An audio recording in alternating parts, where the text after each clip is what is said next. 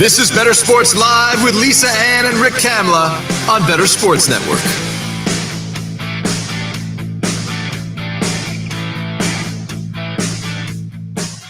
That's right. Here we are. It is Wednesday night. For the next 3 hours, you get myself, my co-host Rick Kamla, right here talking with you. We've got some guests. We've got Anthony in the studio. Rick, the NBA is wild right now. The Denver Nuggets are doing way better than you thought they would, even though I was pretty hype. How you feeling today? I can't wait to go through your props, but how are you feeling about these playoffs?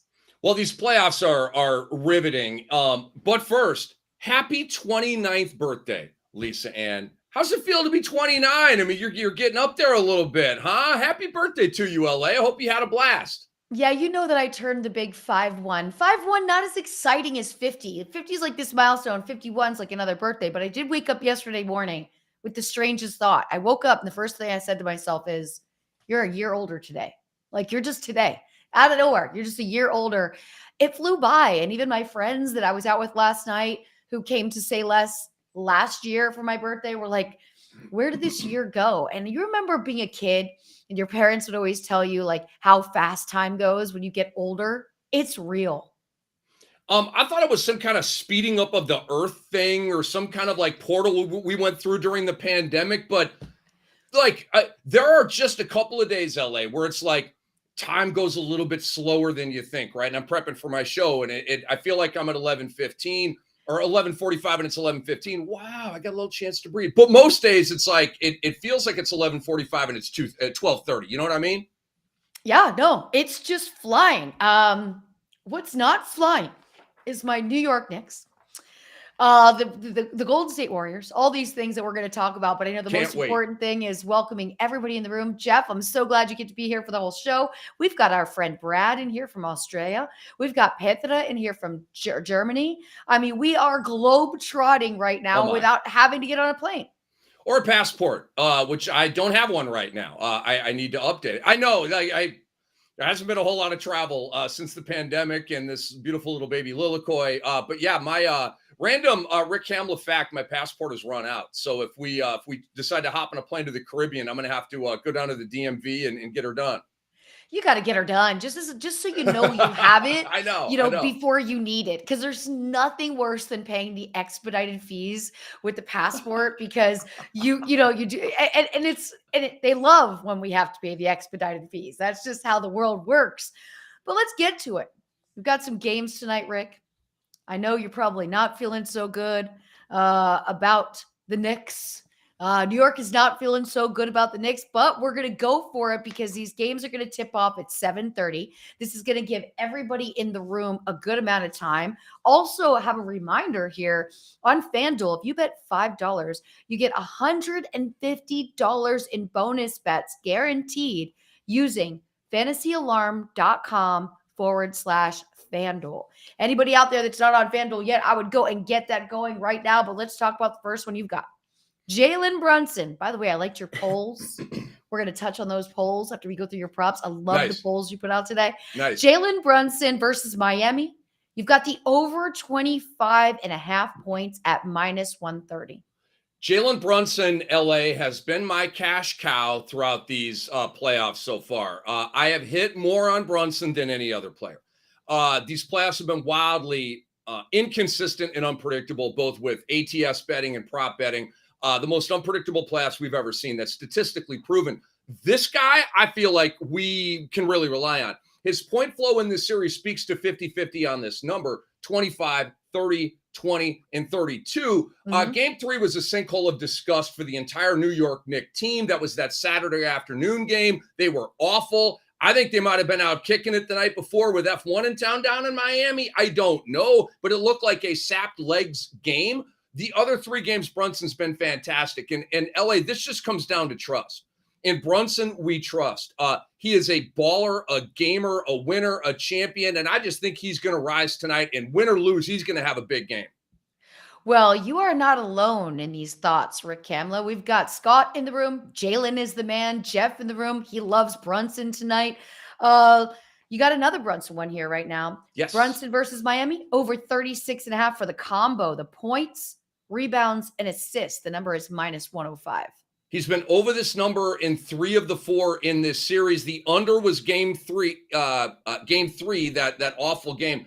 And so look, again, it's in Brunson we trust. But LA, this comes down to the rebounds and the assists, okay? Because, and the other reason why I want to play this one in addition to the points, I don't think 25.5, I think he's going to be around 30, okay? So I want to try to capitalize on that surplus that I survey in the point prop. And then if he gives us the 5 boards, which he's averaging in this series, he's been at least 7 assists in 3 of the 4 games in this series. I feel like just pretty much by that point prop, he's going to bang this one for us as well. So, yeah, we got a combo platter here of Brunson tonight. I like it a lot. This gives me a lot of hope of what you think could happen with the New York Knicks. We know we're in this series right now, which is 3-1. This could be a do or die kind of situation, right? The Knicks got to get it together. But on the other side of the ball, Jimmy Butler at New York, 27.5 points. The number is -130. He's due for a big one, LA, and that's bad news for New York and Knicks fans and everybody, because he may just go into the Garden and go, Hulk smash, like he did on Giannis in the first round. I feel a 30 bubbling up from Butler tonight. I do. I don't think this is going to be a runaway and hide game for the Knicks. If they win, it's going to be a thriller and a spine tingler.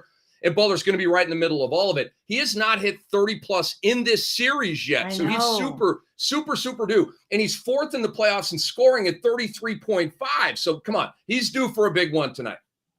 He is due for a big one.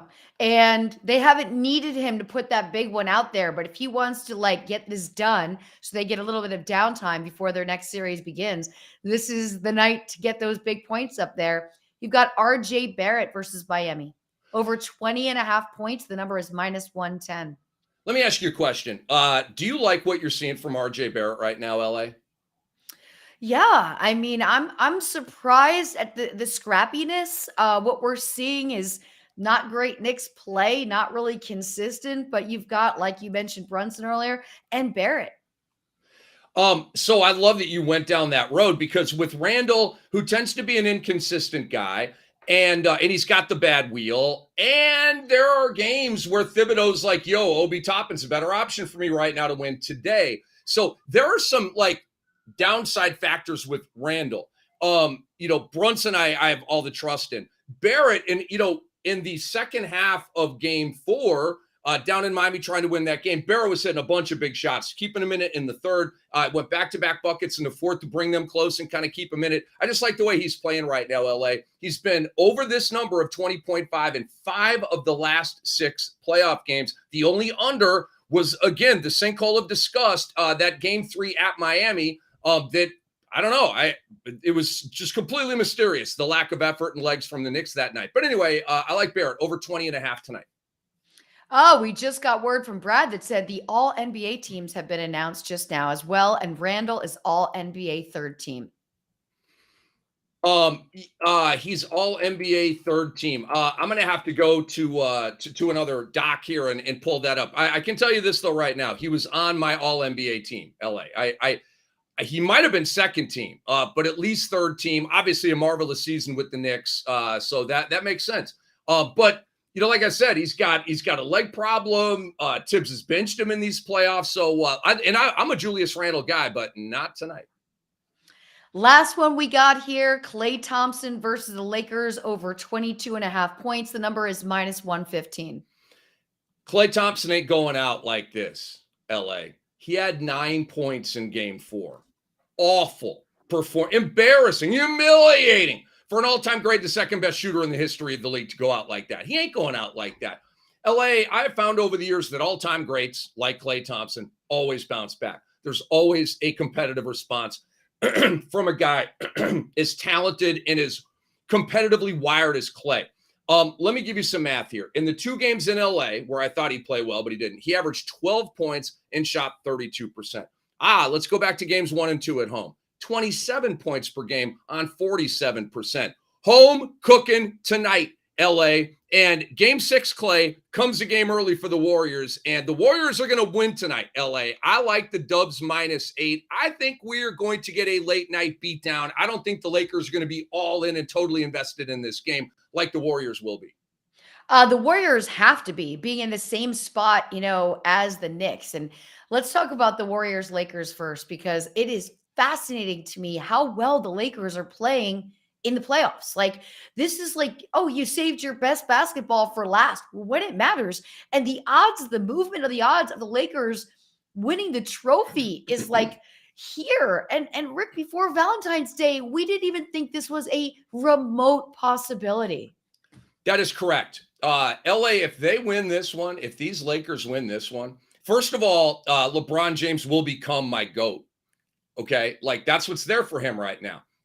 I will call him the greatest player who ever played if he wins this championship. And it's not about winning this championship in the way that they're winning it. It's about getting number 5 and being one below Kareem and one below Jordan. And then you match up the other stats and accomplishments. And for me, then it shifts towards LeBron James.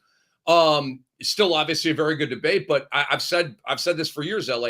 If LeBron gets that 5th ring and passes Kareem for the all-time scoring title, which he did this year, then I will say he passed Michael Jordan and Kareem. There are some people that say, "Oh man, nobody will ever pass Michael Jordan." You know, and I'm not that way. Like, I think that Pat Mahomes has a legitimate chance to pass Tom Brady as the GOAT of NFL quarterbacks. You know what I'm saying? Yeah, I mean, it's not unrealistic. And what we're seeing right now, it really leans towards that. On the other side of the ball, what has been the Warriors' problem so far this series? Now, look, they've been in this situation before. They've been down 2-3 games and still pulled it together. They know how to do this, but something is definitely off.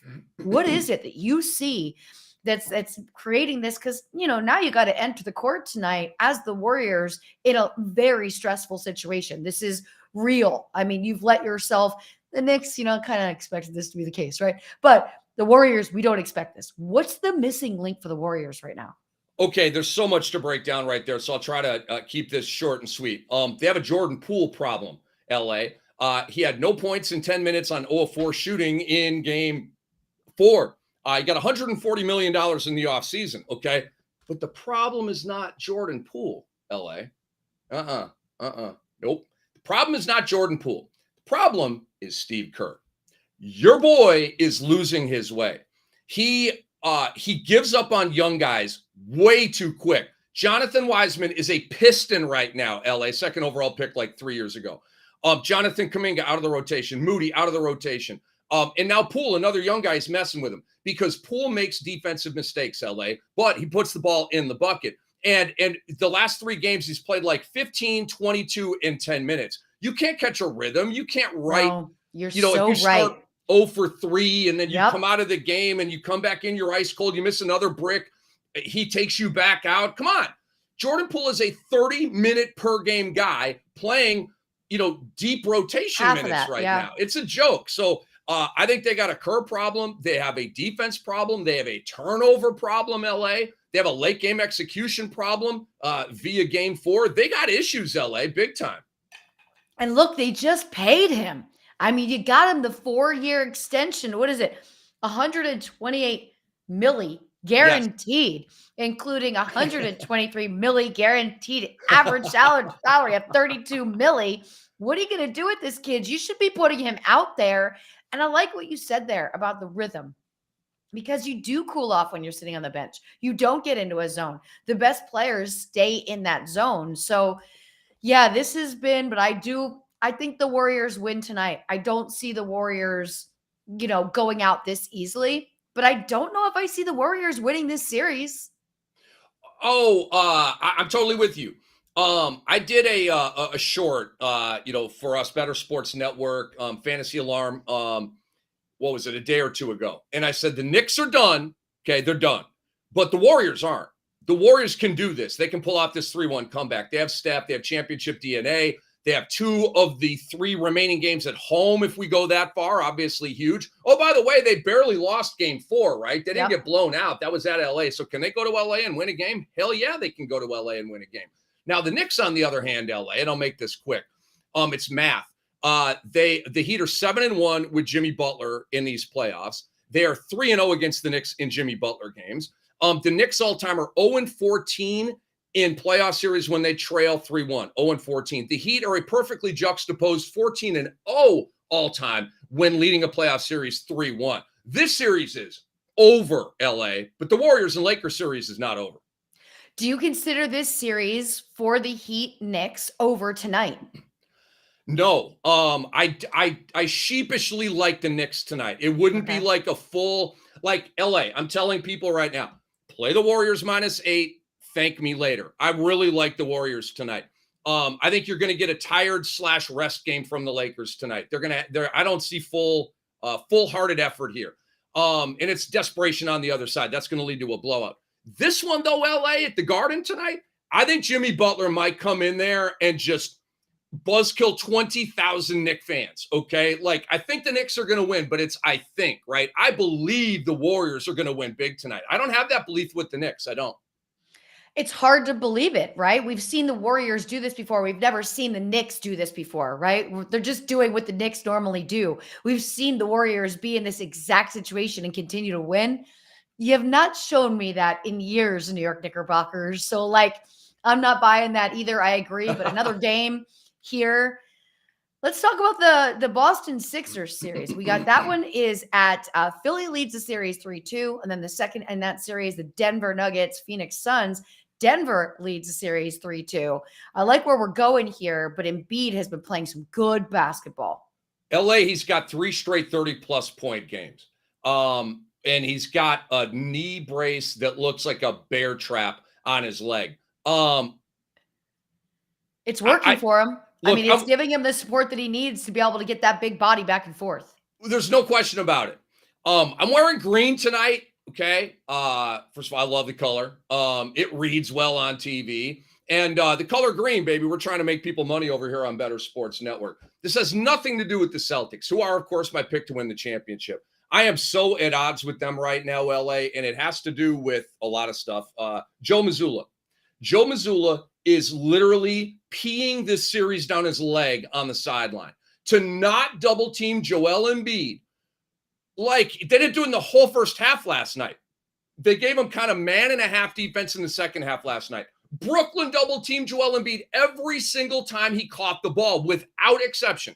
That's the defense they should be playing on. Embiid, force Tucker to beat you, force Harris to beat you. Mazzulla's not doing that. Also, LA, they're playing drop coverage on screen and rolls with Joel Embiid on pick and pops. This guy has a mid-range wetter, but you've got Al Horford or Robert Williams like sagging into the paint, expecting a drive. He doesn't want to drive right now. He's got a bear trap knee brace on his leg. He wants to stand there and just go poof, poof, poof, poof with that feathery little 15-footer he's got, man. Joe Mazzulla is getting destroyed by Doc Rivers right now. And did you see that coming? Like, did you predict this? Because the Doc Rivers conversation is always like, is this the last season for Doc Rivers? And now you get to this point in it, you're like, this may not be. Mazzulla has less experience than Rivers, no doubt. But look what the Celtics did all season. And you're telling me you didn't watch the tape to prepare yourselves for this matchup? You played so well the entire season, and now here you are. That's what I'm saying. You've done a good job all year. How can I know this? Right. And Joe Mazzulla does not know this. Mike Budenholzer, LA, just got fired for the conversation we're having right now. He did not double team Jimmy Butler. He did not put Giannis Antetokounmpo on Jimmy Butler to put that fire out. And that fire burned the house down, and now he's unemployed. Okay. Joe Mazzulla is not going to get fired, although he might. It's coaching in the NBA. You never know. He's probably not going to get fired.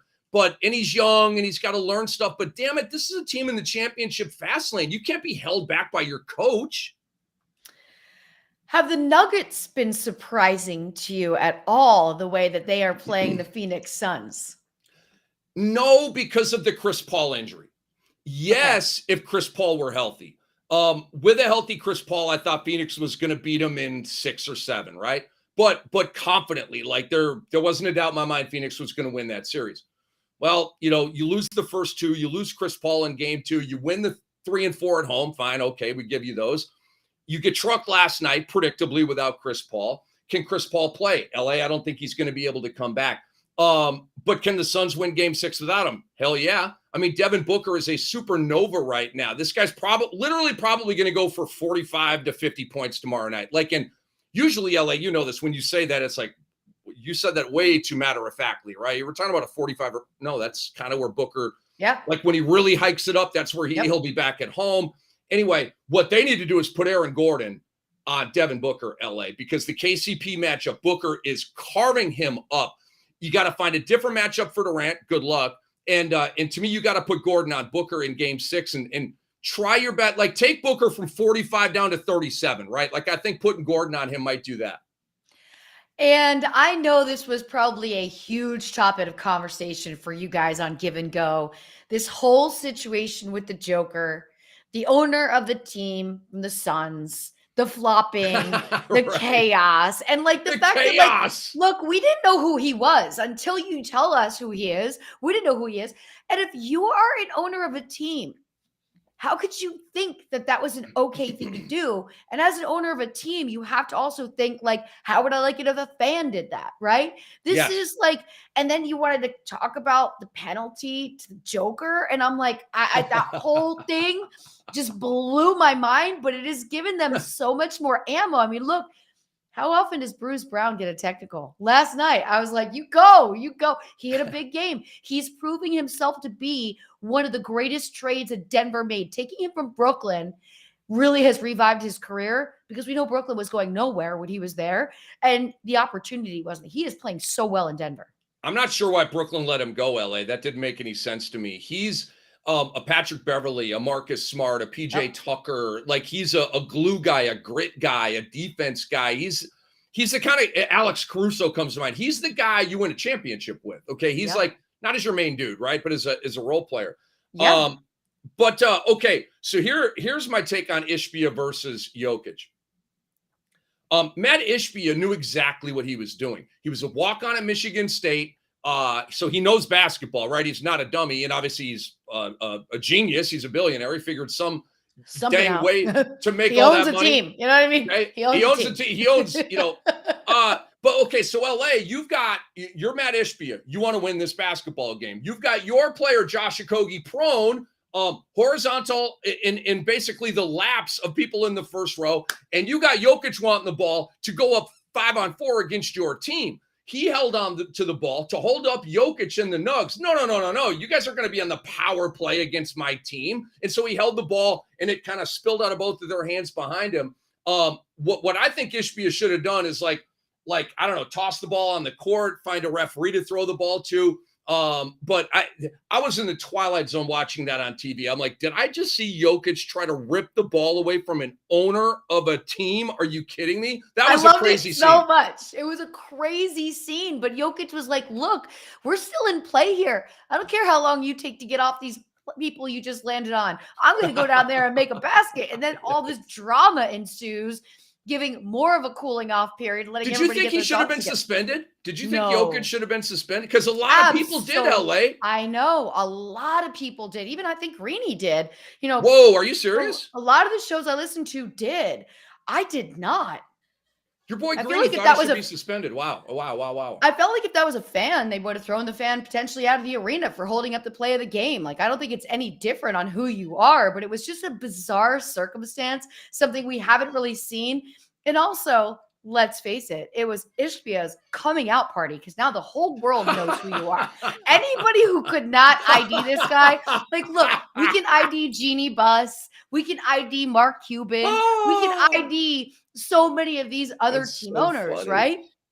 Who knew? Oh, yeah, now who knew? So are you telling me, and look, he's down in Phoenix, Scottsdale, like, it's lit, okay? And there's lots of attractive people down there. So are you telling me that when Matt Ishbia walks into the bar right now, that there's more head turning? Hey, there's that guy, as opposed to the owner of the Suns, where you couldn't put the face with the name? Is that what you're telling me right now? Quite possibly. And I'm going to tell you, the response walking into a bar in Phoenix, Scottsdale area may be different. Do not try and do that in Denver, because I don't really think they like him there right now. So if I were him, I'd stay low key and just order some room service. You know what I mean? Go to the mini bar. I know it's expensive. You can afford it. Like, do all the things the rest of us don't do, right? Get those M&Ms that are $12 for the little thing of them that you always look at and think, who buys them? Yeah, get the $75 hamburger at 3 a.m. Yeah, how long have they been sitting there? I always wonder. Like, they're not turning those things over. But that was a fascinating situation. Now, look, selfishly, I would like the Warriors to win tonight because I want to see a Friday night game. Me too. It's a good, you and I, this is our time. Like, I want the Knicks to win. I want more games, right? Right. We're not into shows on those nights. Like there's nothing on Friday night, although Power does come on now on Fridays, but that's a whole different story. But like, I have plans to I just want to chill Friday night, watch games. So we need this game to happen. Mhm. I do not want to have one less game on Friday, selfishly. I don't either. And I'd like to have some action on Sunday. I'd like a game 7 or 2. And so if we don't get some wins here, we won't get any game 7. There's no games on Saturday, which is a bit of a buzzkill, but it is what it is. We'll make it through. But yeah, Sunday could set up for a 3-pack of game 7s if it plays out the right way. But we don't usually get what we want, LA. We don't usually. Man, that would be like the best Sunday ever. 3 game 7s? Like, are you kidding me? It'd be ridiculous. And I'm looking at the schedule right now to see if how they would be spaced out. I would prefer if none of them were on at the same time as the others. They would not be. I can tell you that they would not. What a great Sunday this could be. I just want to order a bunch of extra groceries right now. Not going to leave the apartment. You know what I mean? Like, where would I want to go? Let's hope for that. We've got a guest joining us at 7:30. We've got Corey Parson. He's a BSN host. He is at the Fantasy Exec. The NFL schedule comes out tomorrow. This is a big deal. We've got some little teasers that drop. First ever Black Friday game. I'm so hype about this because I don't know about you, but I don't go shopping on Black Friday. What kind of people do that? You know what I mean? Like that. My God. We've been conditioned to believe that the day after Thanksgiving is when people go out to these crazy sales and do all of these things. That's not our jam. Give me a football game that day. 1000%. I used to take the day after Thanksgiving off. Now I'm chasing checks. But I take Thanksgiving off. I can tell you that. What do I want to do on Thanksgiving? Sit on my butt and watch football. Okay. So all of you guys that can tap out, yes. Now, is the game on Black Friday a day game or a night game? It's a night game, right? Ooh, I will look that up while we're on break. That's a great question. Or maybe Anthony, our producer, will look it up for us. But yeah, either way, if it's a night game, it works for you because then you can work and watch the game. But Bingo. you have that DVR and you've got this all figured out. Just like the Fantasy Alarm does for everyone. Get all pro access to Fantasy Alarm and unlock all features, including all fantasy football and betting content, plus the award-winning DFS playbook covering 10 different sports. For a limited time, get all of this for 50% off your first 6 months with promo code ALARM50. That's ALARM50 at fantasyalarm.com. So get started with a free trial today. That's promo code ALARM50 at fantasyalarm.com. We will be back. Well, we are back. Corey Parson will be joining the show. We'll hear what he has to say about these NBA playoffs, and maybe he's got some commentary about the release of the NFL schedule as well. You're listening to Lisa, Ann, and Rick Kamla right here on Bettor Sports Live on the Bettor Sports Network. Anybody who's watching this, getting ready for the rookie draft, so let's do an all-out blitz on this. Should you be drafting for need or should you be drafting for talent? And I'll give you an example. Oftentimes, I have pretty good receivers. My receiver core is usually really good for my dynasty teams. My running back core, usually not so bueno. I don't know if I just focus on receivers and tight ends too much, but my running backs, I usually need players here. If I am sitting at like the 103, the 104, the 105, should I be, reaching on a guy like Zach Charbonnet? Or should I be looking at drafting guys like Jackson Smith and Jigba or Dalton Kincaid or Jordan Addison, stuff like that? How do you handle weighing drafting for need versus talent for rookie drafts, Pat? Generally, I think it makes sense to go with the talent and, like talent over need. And I do think, best ball drafts are a little differently because you can't make moves in season. But in managed leagues, whether it's redraft or dynasty, I think positional balance is like the most overrated thing in fantasy. You can make trades, go with the talent, go with the value on the draft board, and worry about positional balance later on. However you're invested in sports, from betting to fantasy, collectibles, and more, join our community on Bettor Sports Network.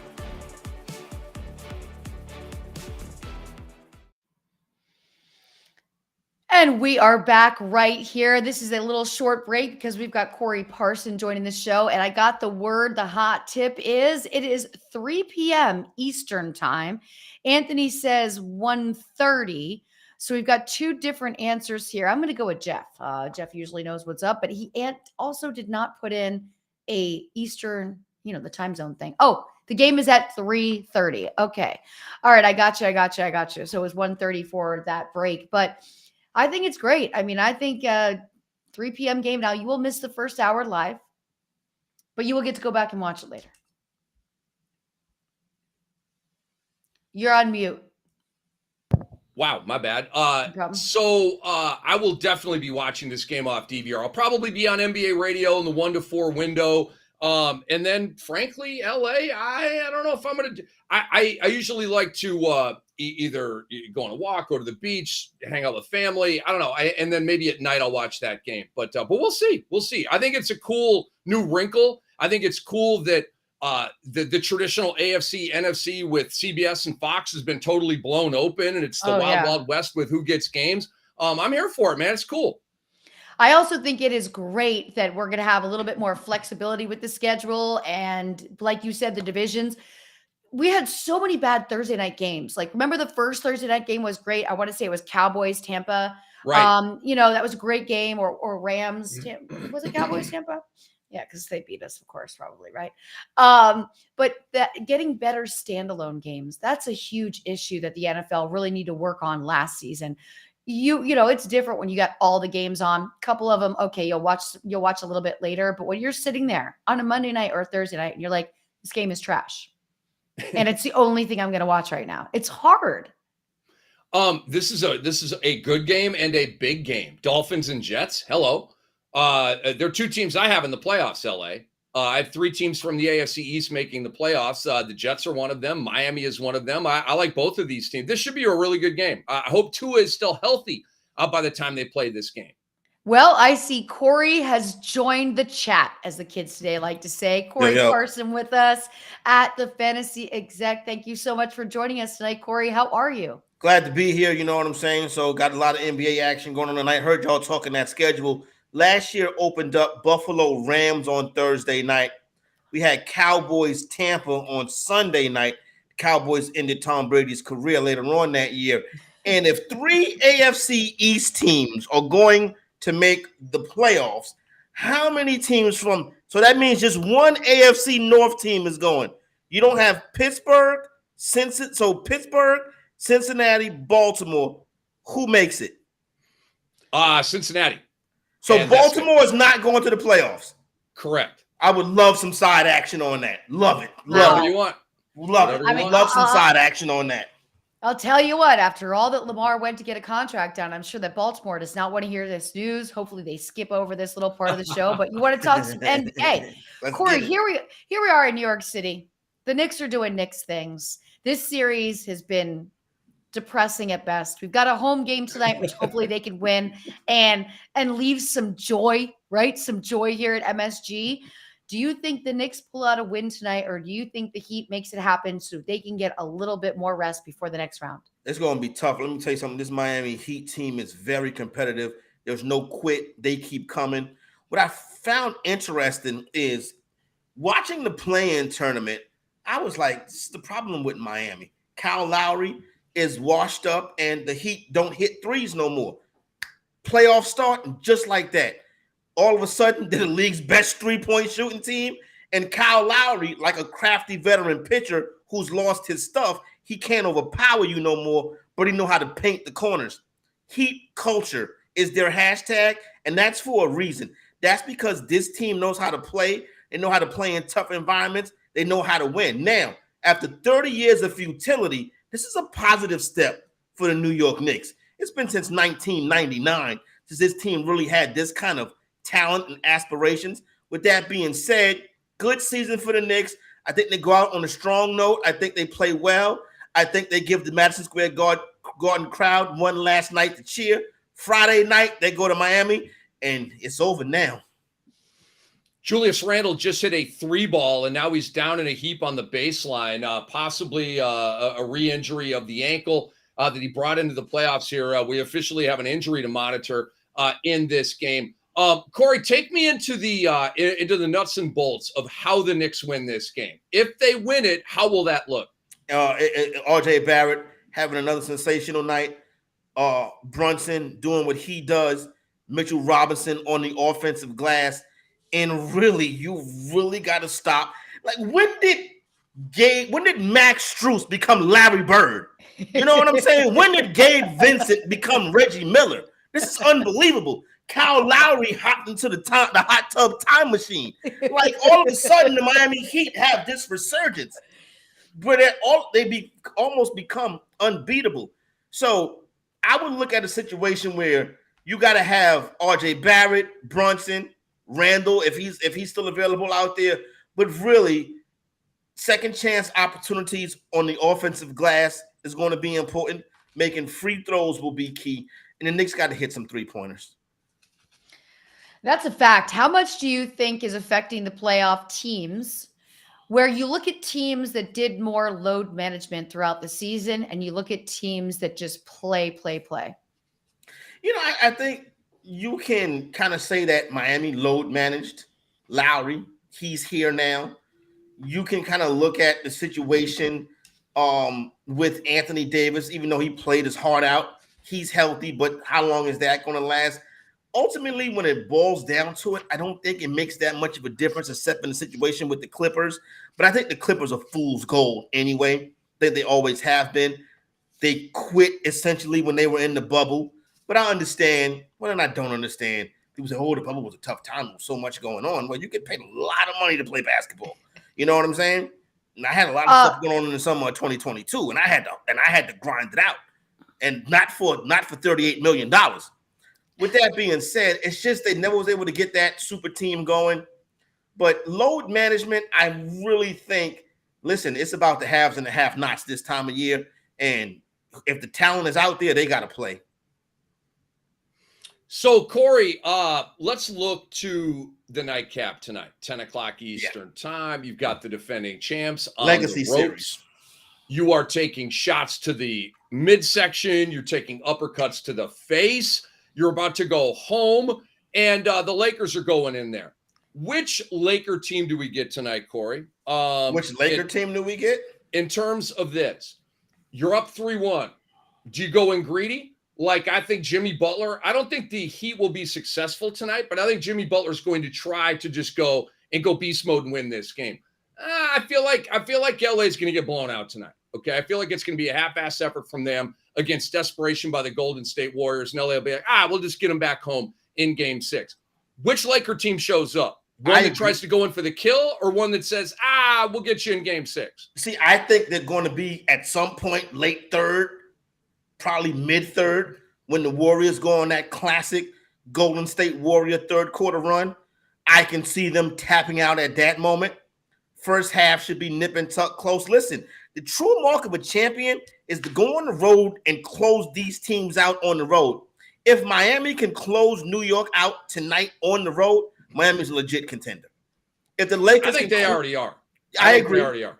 If the Lakers can go on the road and close out tonight, they should be the favorites to win the championship, because the Golden State Warriors, listen, never underestimate the heart of a champion. If you don't think that the Golden State Warriors can win games 5, 6, and 7, you're sadly mistaken, because this team can do that. You got to deliver a knockout punch to the champions. Do the Lakers have that in them tonight? Maybe not, but here's the thing. Friday night in Los Angeles, that joint going to be lit. Celebrity Row going to be lit. And then maybe we see another appearance by Kim Kardashian. The rumors is she's coming to see Lonnie Walker. And if I'm like, Lonnie Walker was almost out the league a couple years ago. Now you chumming up with Kim Kardashian, my man. Yes, I already saw a press release stating that Kardashian was not at the game for a player. It was a trip out with her sisters and the momager. Where there's smoke, where there's smoke, there's fire. We all know what Jordan Poole just did. I mean, the $500,000 Lisa date. $500,000 on a chick from Fordham Road? Are you crazy? I mean, that. Hey, listen, for the road, we can go a trip to Lazarus and buy some baby clothes, and you know what I'm saying, and we good to go. It's half a But mil. the one thing that looks very different for the Warriors right now, we all know Jordan Poole is not contributing as we thought he would be at this point in this series, but Andrew Wiggins as well, not having. Do you think it's the impact that Wiggins took those couple of months off for his dad, and he's just not back in full rhythm yet? I think that's a part of it. I think also game plan discipline to take him out the game. Here's the thing. The Lakers have become the best defensive team in the NBA, and it's not even close. They lock in on defense. Fantastic job putting that team together after the All-Star break or after the All-Star break, because that's not really the midway point of the season. Trade deadline, put that team together. When I was like nothing special about this team. But when you see them on defense and how they lock in and how they complement AD and LeBron, they're just taking these pieces away. Golden State's Klay Thompson has to step up. He has to step up. He was horrible in the 2 games in LA. He has to step up at home. He's never going to be the elite perimeter defender he was, but he needs to be able to hit those 3. The Warriors need to be able to rely on game plan discipline. But, I don't think if it's going to happen for Wiggins, it's probably going to happen either late in this series or in the next series. Randall, by the way, in the game, he got hit in the face. He's got a little bit of a puffy right eye on some contact. So no worries there. He's in there and playing. Now, he is also missing shots and turning the ball over, which is bothering the hell out of Knicks fans. But, it is what it is. Knicks fans always have a love-hate relationship with their star players. It was the same way with Patrick Ewing, the same way with John Starks. It was the same way with Carmelo Anthony. It's been the same way with Randall. You just named the list. Knicks fans have a love-hate relationship with their star players, except for Jalen Brunson. They love Jalen Brunson. And Bernard King, I would put up there as well. I think Bernard escapes a lot of that criticism in that trap. I'm on Klay Thompson over 22.5 tonight. He's going to need it. Do you have an appetite for that? Yeah, I would get down on that. Klay has got to play better. And then, you get this time of this play. Klay at home knows he has to show up. I think Klay is a big part of the victory tonight. Let's go to another series. Some of the games we got going on. Corey, we know you've got a hard out at the 10 to the hour, so we will make sure we accommodate that. But I want to ask you about these Philadelphia 76ers. Love them. How are you feeling about them? The Celtics had such a great season. Is this series going to end for them? The process has processed. After all of those years of terrible teams and being and tanking and getting the first pick, they finally hit with Embiid. Doc did take this team. This team hasn't even been to the conference championship yet. It looked like it's going to happen. I predicted the Sixers would make it to the conference finals this year by beating the Boston Celtics. Boston got off to that extremely hot start. They've been kind of mediocre since then. And especially the play of Jason Tatum. Oh, he scored 37 last night. He was 3 of 11 from three-point range last night. Not only does he shoot too many threes, he shoots untimely threes. Different points of the game, different motivations, the way that what's the word I'm looking for? Streaks, you know what I'm saying? Like he doesn't have streak stopping threes. You know what I mean? Players like that, the threes that he does hit are not big. They shoot way too many of them. There's no game plan discipline. And here is what it all boils down to. The Philadelphia 76ers, when they're getting from Joel Embiid, when they're getting from Maxey and Harden, Boston can't beat them. Wow. I have not liked Boston was probably the fourth best team in the Western Conference, in the Eastern Conference this year. I completely disagree with that. We'll see how it goes. I mean, to say that Cleveland was better than Boston? No, New York's better than Boston. Really? They beat them. They beat them 3 times this season. And the regular season doesn't translate to the playoffs like that. There's I would have loved. This Knicks team is beating this Celtic team in the playoffs. This Knicks team would have eliminated this Celtic team. No way. All right, we disagree. There is no way. Sell me on Lamar Jackson completing a season. Well, this is a quarterback, 45 and 16 is a starting quarterback. 2 injuries, and he's missed huge amounts of games at the end of the last 2 years, which took them from playoff teams to non-playoff teams. But when Lamar was healthy, each of the last 2 years, they were the top seed in the AFC. And then he wasn't. And you're right about that. And the health of Lamar Jackson is going to be critical. But I really think that, listen, I don't want to speculate. He wasn't there. That's what we know. Maybe if the contract was done, maybe he tries a little harder last year. I don't want to say that is the case because that's speculatory. But listen, I think that health is something that, Jalen Hurts can be that guy the next 2 seasons. So I don't think that there's any such thing as somebody being truly injury prone. I mean, look how Matthew Stafford started his career. He couldn't stay on the field. Super Bowl champion, borderline Hall of Famer now. Joel Embiid missed the first 2 years of his career. MVP, the process is processing. I know different sports, but I think Jackson, a fully healthy season from Jackson, they're the number 1 seed in the AFC. Whoa. Top seed. Whoa. I love you that. You can have that, now, Corey. You can go ahead and have that one, man. You can go ahead and have that one. You went there. You went on a little bit of NFL, so let's go. Let's do it. We got a light release of some of the games. We know that there's going to be the first Black Friday game. Day after Thanksgiving, a football game to me is like the greatest news ever. That gives us a hint. That Black Friday game gives us a Thanksgiving Day hint. There's only 2 AFC teams travel to Texas this year. The Jets and New England. The AFC team that plays on Thanksgiving this year has to play Dallas. They played Buffalo played the AFC team last year. So if the Jets are playing on Black Friday, they can't play on Thanksgiving. Cowboys, Patriots, dinner time, Thanksgiving. Ooh. Good call. Rick, you got one last one before we let Corey go? I do. Corey, why isn't Joe Mazzulla double teaming Joel Embiid on every catch? And why does Joe Mazzulla have the Celtics in drop coverage on pick and rolls with Joel Embiid when he's got a wide open 15 or 17-foot jump shot, which is an absolute freaking layup for him? Why isn't Joe Mazzulla changing his defense on Joel Embiid? Hey, I said this morning on Boosie Keith. The bottom line of Doc Rivers found somebody he can outcoach. You got that right, man. Yo, this guy in the first 2 months of the season, Coach of the Year candidate, the Celtics don't miss a beat. Now you got to be thinking, whatever happened in Boston, was it that serious that they had to make it public and fire their head coach?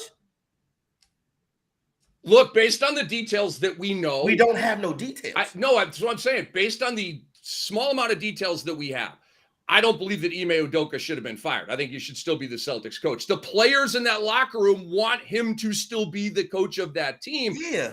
But for whatever reason, they had to blow him out. And I don't know what he allegedly did. So I don't know. But what we know of what he did, I don't think was a career ender or a like that could have stayed in. Rick, that could have stayed in house. Yes, it could have. You could have just withheld wages from him, done some kind of internal fine, but they had other ideas. I don't know. Like, was it severe? Was it multiple? Was it? I don't know. I don't know. But the details that we know right now. Yeah, exactly. It just I would not have blown him out. Hey, listen, I don't think that. Listen, now I understand. Listen, people date at work all the time. This was reportedly consensual between Ime and the female involved. So again, like But if you've ever watched The Office, you know hard. that you have to go to HR, report this, and also you both have to be single. Am I mistaken in the fact that one of the parties was married? Ime. Yeah. No, Ime's not married. Ime's not married. Oh. He's not married. He wasn't married. No, they were not married. They date. They're not married. I thought they were married. Do they have kids together? No, they don't. But he was in somewhat of a relationship, and then Office also had his work relationship. Am I correct? I think not judging. Allegedly, I'm not in the place to judge. But I think what it was they say, well, he was that employee was subordinate to him, and that can be a tricky thing. But I guarantee you, it's going on. It's going on a lot. I can tell you one place right now. I'm not going to though. Okay. Well, thank you for that tidbit. Because you'd have to kill us, so we don't want. I might put it in the secret. I might put it in the chat, and then you know what I'm saying. I'll leave it at that. But then again, y'all can't. I'll send y'all a text. Put it like that. Corey, you visited Moose and Keith this morning. Yeah, You're good a times. host here on BSN. Where can everybody find all of your work other than your Twitter profile at the Fantasy Exec? At the Fantasy Exec, and then do some stuff over. Write some articles, for Bovada Sportsbook. And then, right here, executive decisions, you know what I'm saying, right here on the network. And, hopefully we got some more stuff coming up soon. We amping up and getting ready for another football season that'll be here not too long. So, yeah, listen, anytime you guys want to holler at the Fantasy Executive, I'll be more than happy. Rick and Lisa, two of my favorite people. Appreciate that, we Corey. Appreciate you coming on tonight. Let's go Knicks. Let's get go another Knicks. game in because we want as much basketball as possible. Hey, Lisa, did you go check out the Rangers too? On occasion, yeah. Cool. Yeah, What's got up. to go to a Yankees game last week. Sat right behind home plate. It was amazing. It was just I'm not a sit night. behind home plate guy. I'm more of a foul line or home run alley.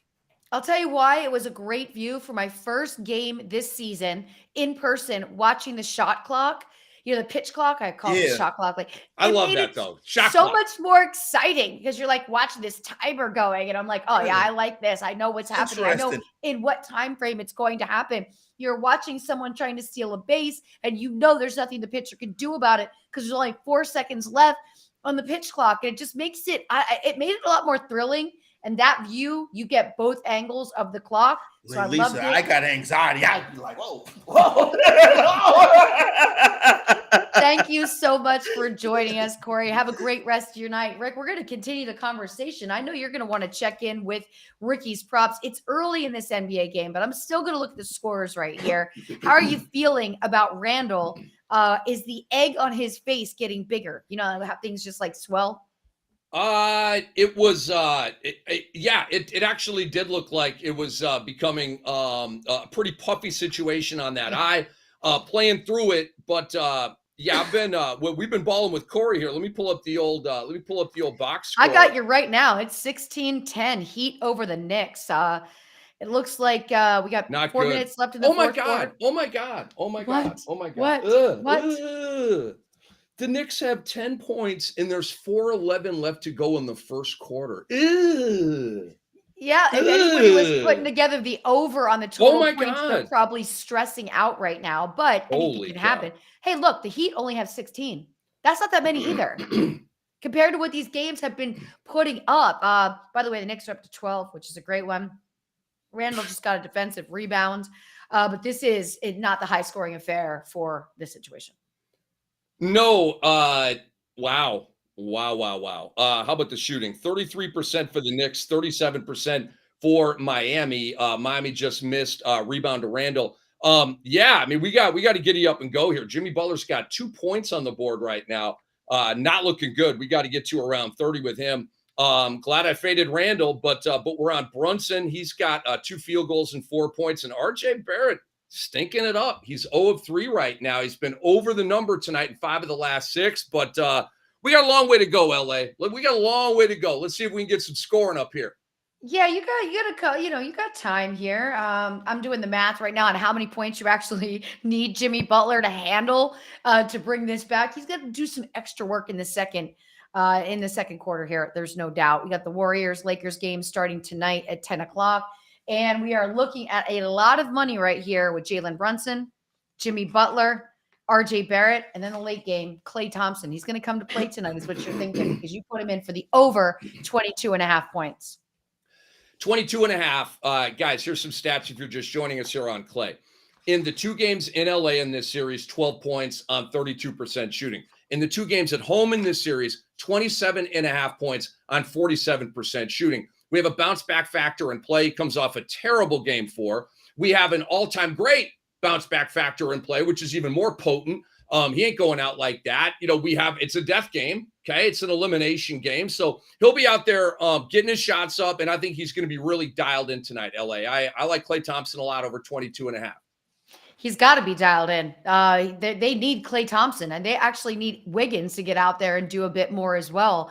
He was so good in recent years in the playoffs, but I think the family distraction is probably a lot. 2-3 months off midseason is a lot too. It is. He also, for a lot of this series, has been matched up defensively with LeBron James, which obviously will sap legs and take you out of normal positions that you have been in. And I think Wiggins has been okay. He's been 15, 16, 17 points a game while guarding LeBron. I've been okay with what Andrew Wiggins has been bringing to the party. The two letdowns for Golden State have been, 2.5. Klay Thompson, Jordan Poole, and we've talked about both, and Draymond Green. Draymond Green had a 2-2-4 game 2 games ago or whatever it was. He's been very up and down. He either has a charged up Draymond Primal Scream game or he has a very small, invisible, we didn't really say your name at all during the broadcast Draymond game. When have you ever seen like real Draymond where we go a game and he's not really a factor? He puts his fingerprints all over every game he plays. Yeah. They need that Draymond tonight. And also, this is going to be a big offseason for Draymond. What is he going to do? I mean, so many people feel he's a huge part of the fiber of the Warriors, which I agree with. But you just gave Jordan Poole this big money. Guess what? You can't offload him. Nobody's going to take Jordan Poole with this late season performance for the money that you just gave him. So what's your take on what Draymond does? Because he's one of those players that I just cannot visualize seeing in a different uniform. So I think it would be a mistake for Draymond Green to opt out, LA. I think it would be a mistake. He's going to make $27.8 million next season. I don't think that there will be an annual salary that high for him anywhere else. Could he get 3 years and $60 million, $20 million a year? Yeah, he could get that deal. But I would come back for one more year with Golden State, whatever they do this year, give the dynasty one more last dance. Agreed. And then go to the summer of 2024, that much more cleansed, because a lot of front offices are looking at Draymond and they still have the punch on Jordan Poole in mind. Okay. If you don't win it this year, come back next year. Maybe you win it next year. And guess what? Winning cures everything. And so then you would hit the summer of 2024 as a free agent coming off of, a championship or some really good success. So that would be my advice. Here's a question I have for you, Lisa Ann. Let's say Draymond Green opts in to his contract for 2023-24. If you are then the Golden State Warriors, LA, do you treat Draymond like the Nets treated Kyrie Irving? They didn't want him there. He opted into the final year of that deal, right? And the Nets didn't want him to do that. They would have loved it if he just opted out and went somewhere else and he's somebody else's problem. But he opted in, took the bag, and Brooklyn was uneasy with that all year, and of course, eventually traded him. If you're the Golden State Warriors, are you like, yeah, that's it. I'm good on the Draymond experience. I'm looking to trade him to the Lakers or wherever else. You're like, yo, let's run it back one more time. I don't think you are. I mean, he's just so embedded in the culture. I think it would just be really devastating for the fan base. The fan base loves Draymond. Draymond brings an energy that's kind of unexplainable. It doesn't always bring the points, but he'll bring the rebounds. He'll bring the blocks. He'll bring the assists. I mean, just the stats that he does stack. And yeah, the Nets gave up on Kyrie, but he wasn't as embedded in the Nets culture. Mm-hmm. Like, I don't even think the Nets really have a culture, Great right? point. Draymond is really kind of that glue, right? He's that friend in the classroom that gets everybody kind of together. So I think it's smart for him to say it. And look, I think it'd be hard for him to find a fit where he's going to get along with everybody. Right now, everybody has his back. Even the Jordan Poole situation earlier before the season started, his teammates had his back. They rallied back around him. They made this work. We've seen with other teams when things go wrong like that, that's chemistry forever. There's a grudge forever. There might still be a grudge between him and Jordan Poole, no doubt. But I believe that team loves him. I believe the fan base loves him. And I wouldn't like to see him go and do like the 1 year here, 1 year there, 1 year here, 1 there. What are you reacting to right now? First of all, I completely agree with you on everything you said right there. I'm running it back with Draymond, and I'm living, with the highs and the lows and whatever. Oh my God, was that a bad call in the Knick and Heat game? Josh Hart is closing out on Jimmy Butler. Jimmy Butler sticks the leg out, okay, in front of him on his landing to the court. It's an offensive foul. Josh Hart comes out and closes. Rule of verticality, perfectly in the air. Does not bring the gates down on Butler at all. And Josh Hart did not get his feet under Jimmy Butler's landing space, which is either a foul or maybe even a flagrant one, okay? One of the worst calls I've seen all year. And Jimmy Butler sticked out his leg to draw the contact, and then he fell, and they called a foul. They're reviewing it right now, LA. But here's the problem. It's foul number 3 on Josh Hart, and there's a minute to go in the first quarter. They can't have Josh Hart in foul trouble. He's the Jimmy Butler guard guy. They got to have him. So they got to have him out there. And with this, if he gets this, if they do review this and he gets it, then he's going to be sitting on the bench for the second quarter. Like, you're going to have to stay. Oh my God. Like, I got to walk around the neighborhood. Like, I literally can't believe what's going on right now. Well, you can walk around the neighborhood while we take a quick break. Everybody in the room, Byron in here, great to see you. Better Boss is on K tonight. Draymond would fit with the Lakers because Braun is there. That is a possibility. They are really tight. We'll continue the conversation at the top of the hour. We've got Vlad Sedler joining us at 8:30. Everybody stay right here. And Rick is going to update us on exactly what just happened. And you're listening to Lisa, Ann and Rick Kamla right here on Bettor Sports Live on the Bettor Sports Network. We got a question in here from Chill. It said, do we like Deuce Vaughn with his story in the open backfield in Dallas? Think he could have a big pass catching role? Hey, buddy. How's it going? Hey, it's going good. This is Dad. My phone wasn't working. Look at here, man. You want to come to work with me next week? I wouldn't mind that at all. So what do you guys think about Deuce Vaughn getting drafted by the Dallas Cowboys? His dad's there. What do you guys think about his potential upside for fantasy? As far as his dad being there, I think you can take one of two approaches here, and it's the college homer rating their college players in the NFL kind of approach.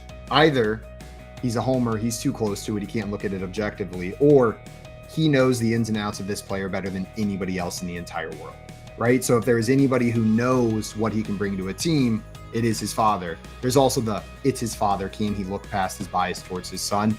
I tend to lean towards he works for this team. It's his job. Of course, there's faith in his son, but there's probably a role for him. That being said, I think it's Tony Pollard's backfield. He'll play a complementary role. I don't think we see even RB2 numbers out of him. And there's a real chance they bring Zeke back as well, right? I don't think they're done. Yeah, I was going to say the same thing. I think Zeke still being out there, it's very likely that he returns to Dallas over any other team. I think if you were putting odds on it, you'd probably say right now it's Dallas. And if that happens, there's no place for Deuce Vaughn in this at all. And even if Zeke doesn't return, I have a lot of trouble feeling that there was more than, change of pace, low end change of pace role, like 3, 4, 5 touches a game kind of a thing. Yeah, I'm with you guys. We would need to see him take a massive step up to be really considered here for fantasy. But, could definitely help that Dallas run offense, because I don't think it can really run all the way through Tony Pollard. I think they do need other options there.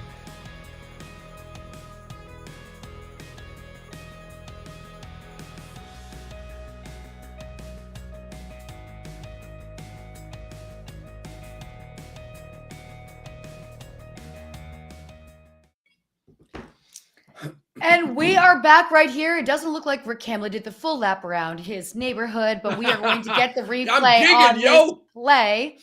And we are back, Lisa and Rick Kamla, right here with you on Bettor Sports Live. So great to see all of you in the chat. Chris Paul is officially ruled out for tomorrow. There's an update coming from our friend Scrimp Daddy in the chat. And I'm going to be opening up a little doc with this all NBA team, and you're going to tell me what just happened there. What just happened with this call? Okay. I'm going to be howling about this tomorrow on NBA radio. Oh, my God. So not only did they not reverse the foul on Josh Hart, they doubled down and gave Josh Hart a flagrant foul 1 for getting under Jimmy Butler's landing space.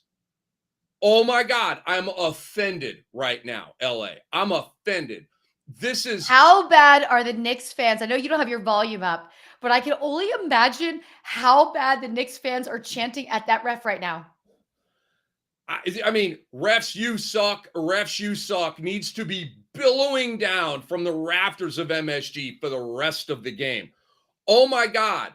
It's an offensive foul on Jimmy Butler. We're going the other way. Josh Hart still has 2 fouls, not 3. But right now, Josh Hart has 3 fouls and a flagrant, which means if he gets tangled up and gets another tech or a flagrant, he's ejected from the game. The Knicks, oh, by the way, are down 10 at the end of the first quarter. Very lifeless, very flat. There's no vibe and electricity in the arena. LA, wow. It's all Miami right now. Like all Miami. Is this going to be over tonight? I don't I want don't this know. to be over yet. This is so We incredibly got a long way to go, LA. upsetting. We got a long way to go, but Okay, just so not in a good start. Jeff has his volume on and did verify they are screaming, "Ref, you suck." That is come on. I mean, let's go. Let's hope we get to the end of this quarter and this is the fuel that the Knicks needed, because now you got to bring other role players in to help you while you're putting Hart out of harm's way by not having him in much for the second quarter. What are the choices? Well, here's the problem. You don't have Emmanuel Quickly. The almost 6th man of the year. He's out with an injury. Josh Hart went to the locker room, I presume, to blow off some steam after that horse bleep call. Quentin Grimes, I mean, you basically got 6 dudes right now. You split the center position up with Robinson and Hartenstein, and then you've got Randall, a little bit of Toppin, and you got Grimes, you got Barrett, you got Brunson. Grimes, Barrett, and Brunson are Tibbs is going to be like, yo, can you play every minute of the game? Okay, cool, because I'm going to play you until you literally, your tongue falls out and you stop running because you had collapsed because of exhaustion. But the Knicks are not real deep right now, LA. Not real deep. That is a thing. Let's switch gears while we're at this break, waiting for the second quarter to start. Let's talk a little. What's more likely? Ooh. What's more likely? The Vikings win the NFC North, or the Lions win that division? I got the Lions, LA. I want your opinion on this as well. The Vikings had obviously an amazing year. If you guys have been paying attention, and I presume you have, you're here on Bettor Sports Network. I think we're all pretty headsy fantasy and betting people. The Vikings were 13-4 last year. Raise your hand. Actually, I'm going to put my hand down. Raise your hand if you think the Vikings are going to duplicate that or come even close to that, because you're on a dinghy in the middle of the ocean, and I'm not in that dinghy with you, okay? 13-4. What the Vikings do, LA, is they have a year like this. And by the way, nobody thought the Vikings were going to be that good last year. So you catch up on everybody and you sneak up on everybody, have a big year, you raise expectations, the town is on fire, ready for a championship, and then you suck the next year. And it's the typical Minnesota Vikings pump fake letdown heartbreak, okay? Trust me, I lived it for almost 50 years. So that's what's going to happen this year. So it's a Viking thing and a Lion thing. LA, the Lions were my number 2 winner of the entire offseason behind Philadelphia. They did very well in the draft. They did very, very, very well in free agency. And I love their roster. Okay. Yeah, Justin Jefferson was part of that reason for the 13-4 season, no doubt. Dalvin Cook had his moments as well. They have the roster is strong, but I agree that it'll deflate a bit this season. So do you have the Lions over the Vikings in the NFC North like me? I really hadn't thought that far about life, but I love where we're going here. And so now I'm analyzing this situation. That's why I like this Would You Rather, because I wanted to hear your point. Look, my concern is, can Jared Goff have 2 good back-to-back seasons, right? I do believe that he's legit. But we have to think about this. If he does, it's awesome, because we love to see a player revive their career. People wrote Jared Goff up as no good after he took the team to the Super Bowl, right? That's my question. What Jared Goff is going to show up this season? Are there enough pieces when it comes to their wide receivers? I just don't feel Marvin Jones Jr., not enough. You look at this depth. Amon-Ra St. Brown is definitely their wide receiver 1, right? He's the everything. But when it comes to how much are you really going to do with David Montgomery? He has a good day. He has a bad day. Let's just. I think they're really going to be missing out when it comes to that tight end depth that we know Jared Goff likes to lean on. Okay. So Detroit at wide receiver. You mentioned St. Brown. They've got Jamison Williams on the 6-game suspension. You've got Marvin Jones, and you're right. It is going to be an issue for them at the start here when they don't have Jamison Williams. My thing with the Detroit Lions, LA, is my only hang up, okay, is Jared Goff. He's my only hang up with this team.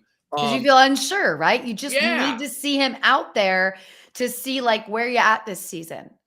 No question about it. Now, I'm betting on Jared Goff. I think they're going to win this division, but you know, we have strengths and weaknesses and question marks and red flags and all that stuff with all these teams. Well, that's the red flag with Detroit. Can Goff hold his water?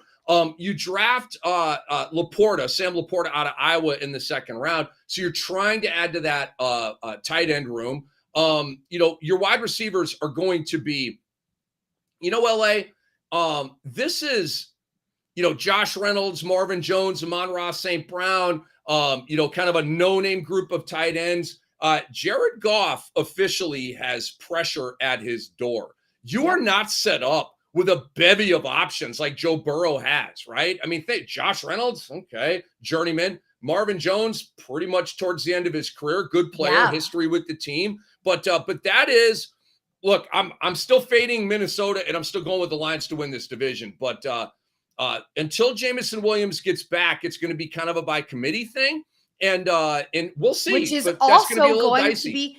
That's also going to be hard on Jared Goff because now Jared Goff has to adjust. And then after that 6-game suspension ends, has to readjust. And also Reynolds, Williams, he can't even be in the facility, right? When you're suspended, because this is the sports gambling thing, you can't even be in this facility for camp or anything else. Am I correct?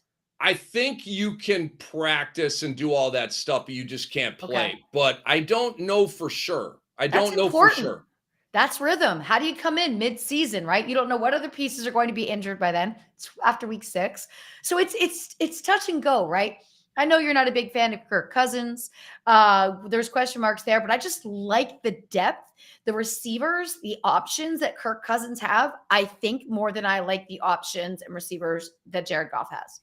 I guess I would debate you on that a little bit. I don't think you know, I don't have too much of an issue with that. We're you know, Jordan Addison is going to start for this team. He has a chance, LA,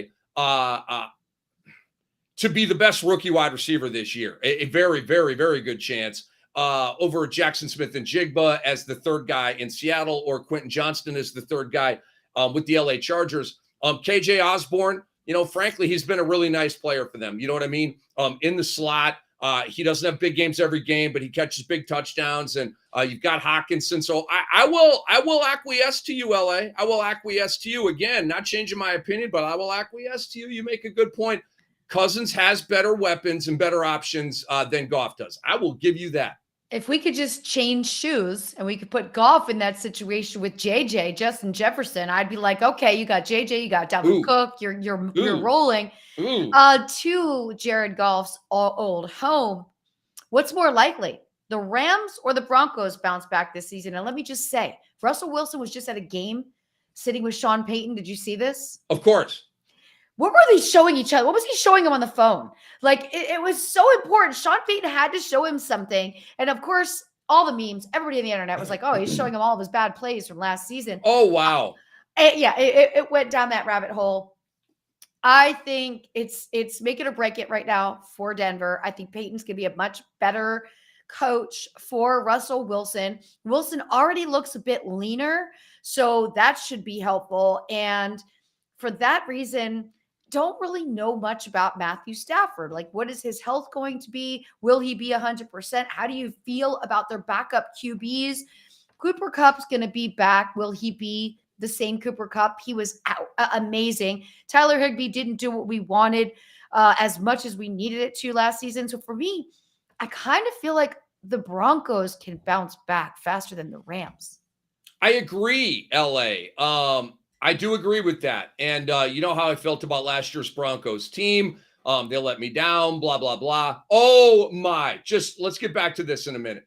The Knicks right now are on an 18-2 run, LA.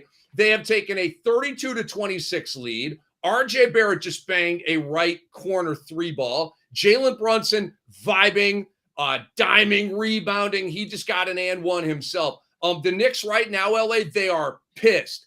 That bad call against Josh Hart literally woke them up. It was like a fish across the face slap. I mean, they've literally woken up. That's what they needed. That is what they needed. That was the reality check they needed. And I'm sure the fans are giving them juice right now because the fans were mad. Like the energy at MSG is just running through them right now. And the entire second quarter has looked different than the first so far.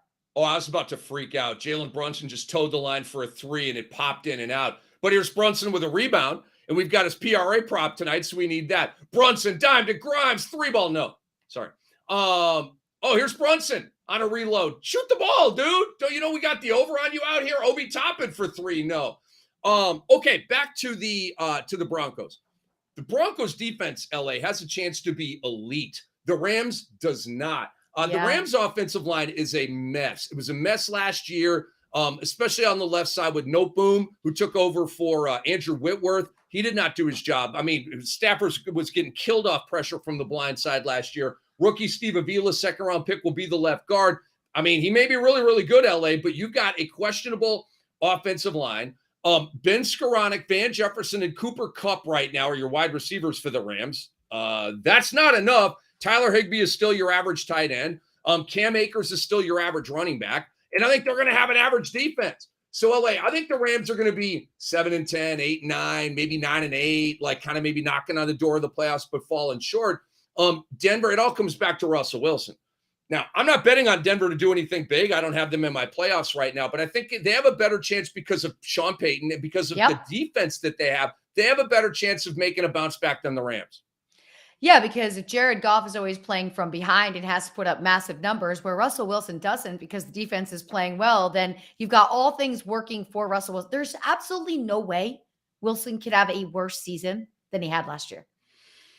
There's no way. No way. There is no way. No way. So with that said, it's kind of popping up daisies, right? This is like, okay, it has to be better. The confidence of Sean Payton is going to be a big one. Let's go to another one. What's more likely? The Dolphins or the Chargers make the playoffs? For me, this is an easy one. Okay, hit me. Who you got? All day long. It's going to sound crazy, but I'm going to go with the Dolphins. I love Justin Herbert, so it's not a quarterback situation. It's coaching.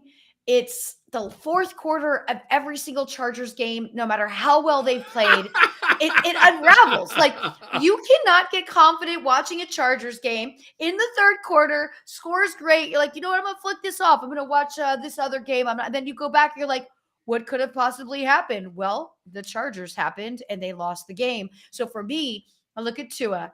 Of course, we're going to always discuss as long as he can stay healthy. But I look at Tua. I look at Tua and Tyreek. I look at Miami's defense, and I see good things for Miami, although I'd love to see great things for Justin Herbert. So I have a much bigger opinion about Miami than the LA Chargers. I think Miami was going to do some potentially large things last year, and they lost Tua to the head injuries. And so if he can stay healthy, I think they can do big things this year and kind of complete it. You know what they started last year? You've got the most speed of anybody in the NFL. You've got 4-3 guys: Tyreek Hill, Jalen Waddle, Raheem Mostert, and Devon Achane, and a coach that knows how to use speed and put speed up to bat. Your defense is good. Miami was 19th in overall defense last year, LA, but I don't know. I like the construction of their defense. They got a lot of the same guys coming back from last year, but you remember under Brian Flores, they were a really good defense. So I think the infrastructure is there to get back to being, 12th or 13th in defense. I don't see a top 10 defense, but I think they can be plus on the defensive side. And I think they have a chance to be LA, like borderline unstoppable on offense, with all that speed that they've got. So, and then the Chargers, LA, it's just to fade the Chargers because they're a playoff failure waiting to happen. Like you said, It's always something with them. And by the way, the Chargers defense has a chance to be complete trash this year. Very untalented defense. Yeah, that's going to make us making some bets for matchups really fun. Let's go to this one right here.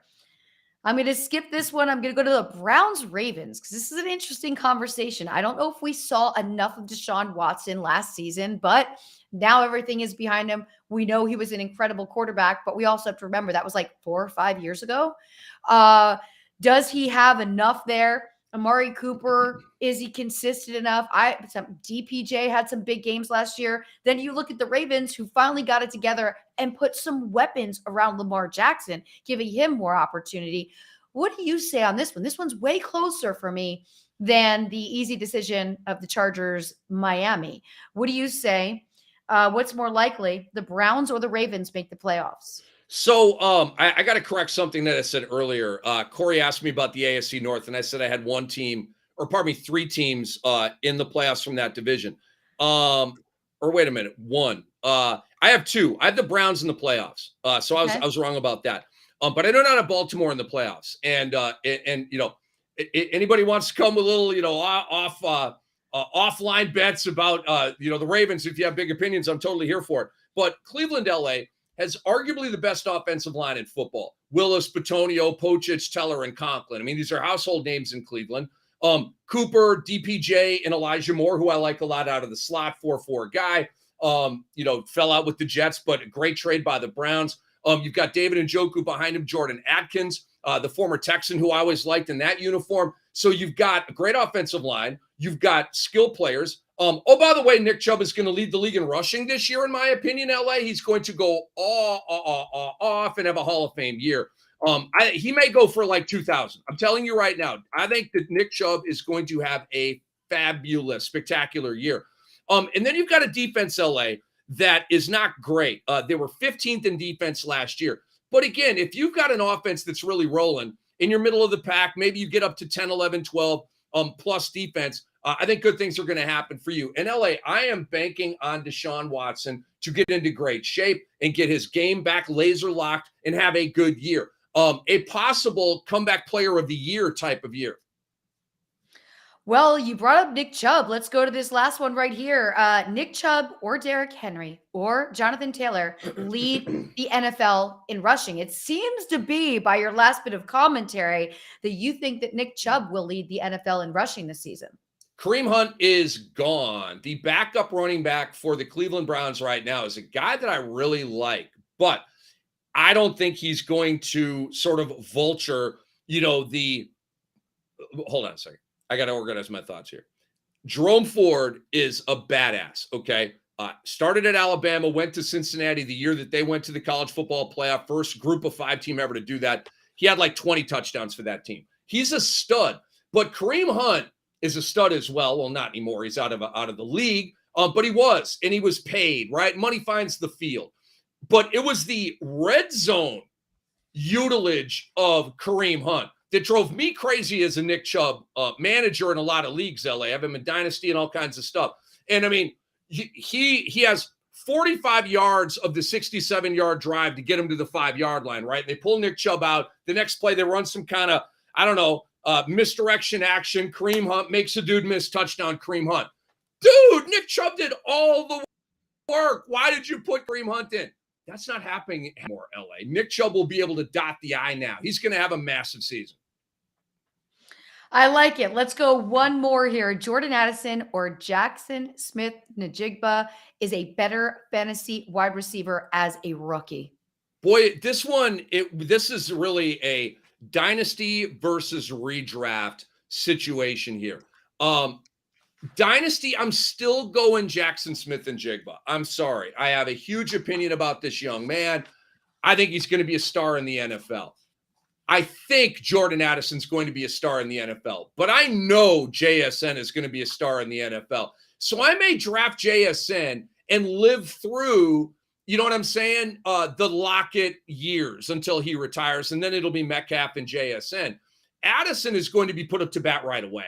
He'll be the number 2 behind Justin Jefferson there in Minnesota. So I think you're going to get more instant gratification out of Addison this year. I think he'll be the better fantasy wide receiver this year. In redraft leagues, I would take him over JSN. But in dynasty leagues, LA, you're concerned about now, but you're also looking ahead to the future. And you're also so I would still take the long haul. I'd rather sign up for the entirety of Jackson Smith-Njigba's career than I would Jordan Addison's career. I get it. I completely get it. Byron Nelson in the chat says Tomlin will surprise the both of you. And Pitra says she has to leave. Enjoy the rest of the show. It's daytime. Pitra's probably got to go to work right now, even though after this show we're on the opposite schedule. Fantasy football best ball season is here. And you can join a live draft and try to beat your favorite fantasy alarm analyst while talking about your picks and strategy live on Bettor Sports Network. Sign up for a live draft on the Fantasy Alarm Discord today. Remember, you must have a Fantasy Alarm subscription to join. So visit fantasyalarm.com for subscription options or to jumpstart your dominance over the competition. We've got a guest coming on at 8:30. We got Vlad Sedler joining us, head of MLB FTN Fantasy content. Before we go and take a quick one, let's look at this score because this game is getting exciting. You got the Heat right now, 39-36. It is hard to believe how many points have been put up in the first half of the second quarter compared to the entire first quarter. That first quarter was dreadful, man. Where are my notes on this game? It was 24 I have 24-21. Was that really? I thought it was 24-14. I think that might have been a typo. I'm keeping some notes here. But anyway, it's been a scoring explosion, LA, which we needed. We've got some overs tonight. Jimmy Butler's got to get it cooking. He just hit a bucket for Miami. We're tied at 39. He's got 8. And we got to get to 28, over 27.5. Brunson's at 16, LA. So he shot up pretty quickly. He's also at 4 rebounds and 5 assists, right? We got the PRA prop. There's Brunson for 3, back heeling off. Rebound Robinson. And Barrett is getting it going, LA. Here's Brunson with a layup for the New York Knicks, and Rick Kamla is beaming with pride. And you've got RJ Barrett now up to 10 points, LA. He's now looking good. He's on pace to hit his over. Let's go. Yeah, we just needed one bad call. That's all the Knicks needed. They needed one bad call to fear them into getting their shit together and saying oh, you know what? We're going to take this game seriously. We're going to show up and play, and presenting some challenges for the Heat. I'd love to see the Knicks win this game tonight, not just for the fans that are there that understand this is probably their last game of the season. They're going to see the Knicks, but for us to get that extra NBA action to end the week as well. We get back, we'll be talking to Vlad Sedler. We're going to talk some MLB. I cannot wait to hear how all your leagues are doing. We'll talk about that and more. You're listening to Lisa Ann and Rick Kamla right here, Bettor Sports Live at the Bettor Sports Network. So I grabbed DK Metcalf. I'm very, very curious as to hearing all three of your guys' takes on the Seattle situation now that they took Jackson Smith and the Jigba, and where we see the target distribution going as far as this goes.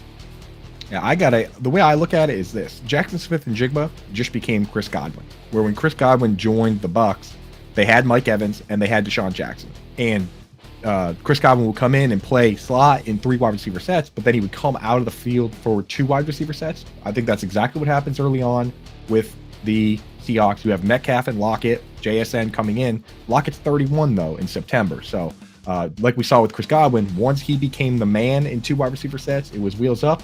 That might happen this year, might happen next year, but I don't think a guy like Metcalf is ever coming out of the game, so I have no problem with that pick here still. Yeah, I just, at the current ADP for Jackson Smith and Jigba, I think it's a bit rich. You could probably see him coming off in the 5th, even the 6th round, but Seattle ran the 6th lowest 11 personnel last year. I just worry when he's going to get on the field.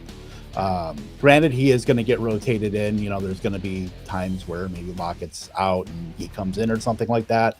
But they do run a lot of 12 personnel with 2 tight ends. So that's what I worry about with Jackson Smith and Jigba. I think he's a great dynasty pick. I just can't imagine him getting on the field too much where he's going to be able to pay off that specific ADP. I agree completely. And then from another total wild card perspective, they got Charbonnet. So how hard are they going to establish the run versus how much are they going to pass? It's just so many questions in that offense.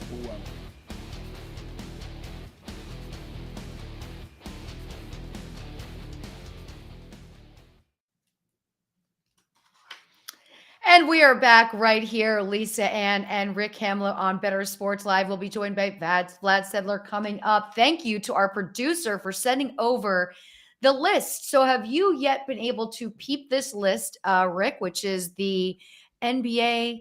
Let me pull this back up. It is the all NBA teams. I got the article. Do you have it in front of you? Because I will tell you, this is our all NBA first team. Shai Gilgeous-Alexander from Oklahoma City Thunder. Luka. Whoa.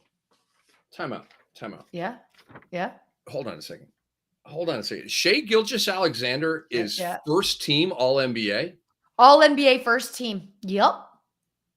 Oh, I am shocked. Drop me off of the Empire State Building, splat on the ground, shocked. Oh my God. Like, I like it, LA. I like it. You got Luka. Oh, you got wow. Giannis, Jason Tatum, and Embiid. That is the All-NBA first team. How do you feel about it? All right. So LA, I gotta get into my NBA awards doc here and go to my All NBA teams. Okay. Okay, because you had of course, you had put this together, right? You had been making plans. Yeah, I mean, in terms of I've got my MVP, my All NBA teams, all that kind of hell. I do a preseason All-Star team. So yeah, I'm pretty here it is. All right. So you said, let me get a piece of paper here. That first team, you just give it to me again. You had Luka, you had SGA. Giannis, Jason Tatum, and Joel Embiid. Okay. So first of all, Jokic, not a first team All-NBA guy, which is a takeaway. My first team was Jokic, Giannis, Tatum, Doncic, Mitchell. Interesting. Okay. That was my first team. So we've got some differences here. All right, let's put a pin on that. We're going to go from the hardwood out to the diamond. We've got Vlad joining us right here. Vlad, it's so great to see you, Vlad Sedler. You can follow at RotoGut, head of MLB content at FTN Fantasy. It is MLB time right now. We are here with you, Vlad. Thank you for joining us tonight on Bettor Sports Live. Thank you so much, Lisa Ann. Rick, good to meet you. This is good great. To meet you too. Thank you. It's the best time of the year. We're right in the thick of things. About 20% of the MLB season complete, and just so much action to go. So, Vlad, I have to tell you, I got to go to my first game last week, went to a Yankees game, had great seats, and I absolutely loved my new obsession with the pitch clock. I thought it gave another element of excitement to the game. I know some people do not feel the time really mattered, but it just gives you another focus point. Maybe it's a generational thing of how we are now conditioned to do things, but you understand what's taking place by knowing how much time is up there. What's been your take so far on the pitch clock? It's been good so far. I think there was that natural ramp up period, that adjustment, and we had a few violations early on in the spring and in the season as well. But so far, it's been great. You've seen the pitchers adjusting. Obviously, a rough month for a lot of them. ERAs, whips are up across the board in the majors, but I think things will settle down as we get in the middle of the summer and all the pitchers getting used to it. So far it's good, and the games are going by faster. We can watch more baseball, and it just has a better feel to it all around. Vlad, who has been your best waiver wire discovery thus far on this Major League Baseball season? Well, I do have to give myself a quick pat on the back for Yandy Diaz, just because he was a target for me preseason and he was a late round pick. And so obviously all those Rays are really going off. But I guess I would say Brent Rooker for the Oakland A's. He just officially today qualified. He's officially a qualified major league player based on his plate appearances and leads the majors in WRC plus, which is intriguing considering he, plays for the Oakland Athletics, and that offense obviously isn't all that good. But Brent Rooker, who's kind of a late bloomer and has been kind of bounced around a lot of teams, he's off to a nice start, and he might keep it up. Vlad, I have to ask you, how many fantasy baseball leagues are you in? Oh, you don't. I don't think you want to know. Well, I have 29. Oh, wow. Holy cow. 10 of them are fab. So waiver wire, every Sunday where I'm sitting there for a couple hours. And I also do a column that gives that advice. So I'm kind of a, open book where people can see that advice and then bid against me if they're in my league. So 19 best balls, and then the rest are all fab league. So it's a fun Sunday. The family understands. Holy cow. That's very impressive. 29 leagues. I'm in 10, Vlad. And I guess I have bandwidth for a few more, but not 19 more. I'm very impressed. I'm very impressed by that. Give me your best waiver wire hit with pitchers so far. Because we pick up streamers a lot, right? Or 2-star pitchers, and they do well. Sometimes they don't, and sometimes streamers stick. Nathan Eovaldi for me in a Yahoo league, and it's one of the public leagues. He got dumped. I picked him up as a streamer. I mean, how do you drop Nathan Eovaldi right now? He's been fantastic. So give me a waiver wire discovery that you're feeling good about from the pitching ranks. I think first guy that comes to my head would be Bryce Elder for the Atlanta Braves, and obviously that's it's a great place to pitch. You know that you're going to get consistent run support from the offense and get a few of those wins, and so he's been actually outperforming his expected metrics. But that could last, and we've seen players in the past like Gio Gonzalez, a perfect example. Former Washington National, was outperforming his metrics almost every single year. So I think he's been a pretty nice addition. And then we've just had this influx of young arms, all these pitchers that have been coming up. Tanner Bybee on Cleveland, Logan Allen on Cleveland. I've got Yuri Perez is officially going to make the start for Miami on Friday. He's a 20-year-old kid. Ooh. He could stick. I mean, he's one of the top prospects in baseball right now. I like it. I like it a lot. Vlad, we know that Tampa has been playing some incredible baseball. What team has surprised you so far? I know there's a lot of talk about the Pirates being exciting as well, but where are you at with the team that has surprised you the most that maybe you didn't go for as many shares in your leagues from their players? That's an easy one. That's the Texas Rangers, because they lead the league actually since Corey Seager went down, and I think it was the second week of April, arguably their best player. They lead the league in runs scored per game, or in runs scored general, but they're averaging over 7 runs scored per game. And that's a team I did not have a lot of exposure to. Not a lot of Josh Young. Adolis Garcia has been a beast. People have been fading him for the last couple of years, and every year he's hitting 20 home runs and stealing a bunch of bases. Just amazing. So yeah, Texas so far to me got some Seager, but besides that, I'm kind of missing out on all those top guys. Oh, man, I have been Adolis Garcia has been paying the bills for me, Vlad, for now. This is the third year. 3 years ago was his first pop year, right? We know, oh, wow, got him off the waiver wire. Going into last year, fell in a bunch of drafts. Okay, really? You guys are just going to fade this guy? He's got 25 potential. Okay. And it happened again this year. I mean, I literally could not be more invested in Adolis Garcia. So to hear you say that was pretty cool. I'm a big fan. Let me talk to you, Vlad, about an award here that I thought was very, very debatable. And it was Cy Young in the National League. In terms of odds, it's Strider at plus 230, Zach Gallen at plus 215, Clayton Kershaw plus 1,000. Clayton Kershaw, to me, his numbers are phenomenal and better, or at least right there with these other two. Strider was my preseason pick to win the award. But Clayton Kershaw at plus 1,000 compared to these other guys with similar numbers in the plus 200s. Like, let's bang on Kershaw and hope he doesn't get hurt, right? Where are you at with that, Vlad? Yeah, those are great odds. I think the only concern that fantasy players and Dodgers fans had before the season started was innings limitations.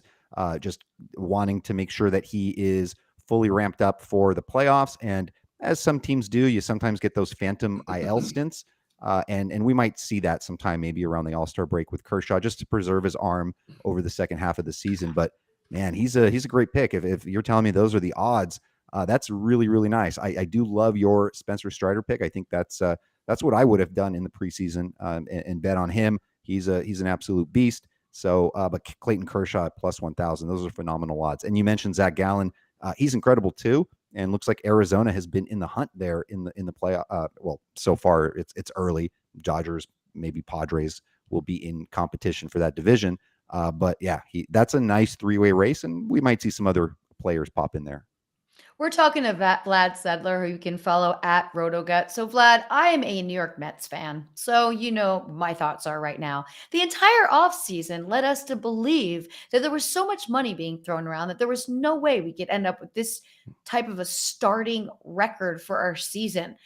Where are we failing? And do you see the Mets being mediocre for the whole season? Or do you think past All-Star break, something changes? What's going on?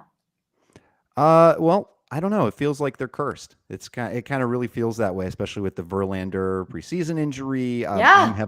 I'm heavily invested in Max Scherzer, and unfortunately, he's dealing with the shoulder thing, then a neck spasm, and the suspension, and just a lot of poor fortune. You do have your stable bats. You've got Brandon Nimmo at the top, Pete Alonso, Francisco Lindor. Those guys are performing admirably. You got the kids now in the mix, Brett Beatty and Francisco Alvarez, by the way, who had a couple of home runs from the bottom of the lineup the other day. Those guys are excellent, and they're only going to get better. The key there is that the Mets give them consistent playing time, keep them in the lineup, even if they're lefties. Let them hit against lefties as well. Let them get that experience. They're going to need it for the playoffs. And then the pitching staff, unfortunately, just a disaster. And I think Cody Senga will kind of get the hang of things. His first year in the big leagues, walking too many guys currently, but they'll figure it out. It's going to be a lot smoother of a second half. Though I will say, I think that the Braves are going to run away with that division. Oh, by the way, Rick, wasn't that your call before the season even started? Was Atlanta Braves everything? Yeah, not to win it all. I had the Padres winning it all, but I did have the Braves winning the National League East. Love their roster. You lose Kyle Wright. You've got, they've missed Arcia for a bunch of games. Doesn't matter, man. So, all right, Vlad, where do I want to go with you right now? I want to talk to you about Josiah Gray of the Washington Nationals. He won again tonight, 7 strong, only 3 Ks, which, hey, what's going on? I need my Ks, man. But got another win tonight, came in with really, really good numbers, Vlad, as you know, 3.03 ERA, 8.61 Ks per 9, couple of wins. Now he's got 3 wins. We've seen Mackenzie Gore have a good start to the season for Washington. What are they, 16-21 right now? They're right behind Lisa Ann's New York Mets. So is Josiah Gray real? Would you hold him for the entire season? Would you sell high with him right now? And then talk to me about the Nationals are blowing me away with even the record that they have. I thought they were going to be suckitude like the A's this year. So talk to me about all that, Vlad. Yeah, I mean, Josiah Gray, it's a tough one because I think there's a case to be made for selling if possible. It depends on the return. If you can get something strong, of course. I mean, this is obviously he was a pitcher I'm familiar with as a Dodger fan that I was close to, that I was a big fan of, and was sad to see him go. And then he had that horrendous season last year. He was among the bottom of basically all categories other than strikeouts. He was always a decent strikeout guy, nearly strikeout per inning. But the ratios were just horrendous. Obviously, he's looked really good this year. I'm more impressed with Mackenzie Gore. I think that kid's a stud. And from a fantasy perspective, those guys were overlooked because they were pitching for the Washington Nationals and just the concern that they're not going to be getting the wins. So I do still think Josiah Gray has a home run problem. I think that'll pop up at some point when the summers get warm and he's pitching in some tough ballparks like in Cincinnati perhaps or in Coors Field. But overall, I like him. I think what we're seeing is real. But if you can get a good return for him, I think you need to shop that around. All right, Vlad, let's help out our viewers here with this upcoming week. I understand it's only Wednesday, but I know there's some players that you're probably already looking at that could be potential pickups for you on the waiver wire. Who do you have for us? Well, I think we keep an eye on Yuri Perez and how he performs. I think there's a good chance that, from what I hear, he's going to make at least a couple of starts, these next couple of starts, and then he could stick around in the rotation if he looks good. The one guy that stands out to me that a lot of people dropped last week is Dodgers pitching prospect Gavin Stone. Him and Bobby Miller were the 2 big prospects that the Dodgers were going to be depending on at some point this year, and they have some rotation issues. We saw Noah Syndergaard go down with that finger injury.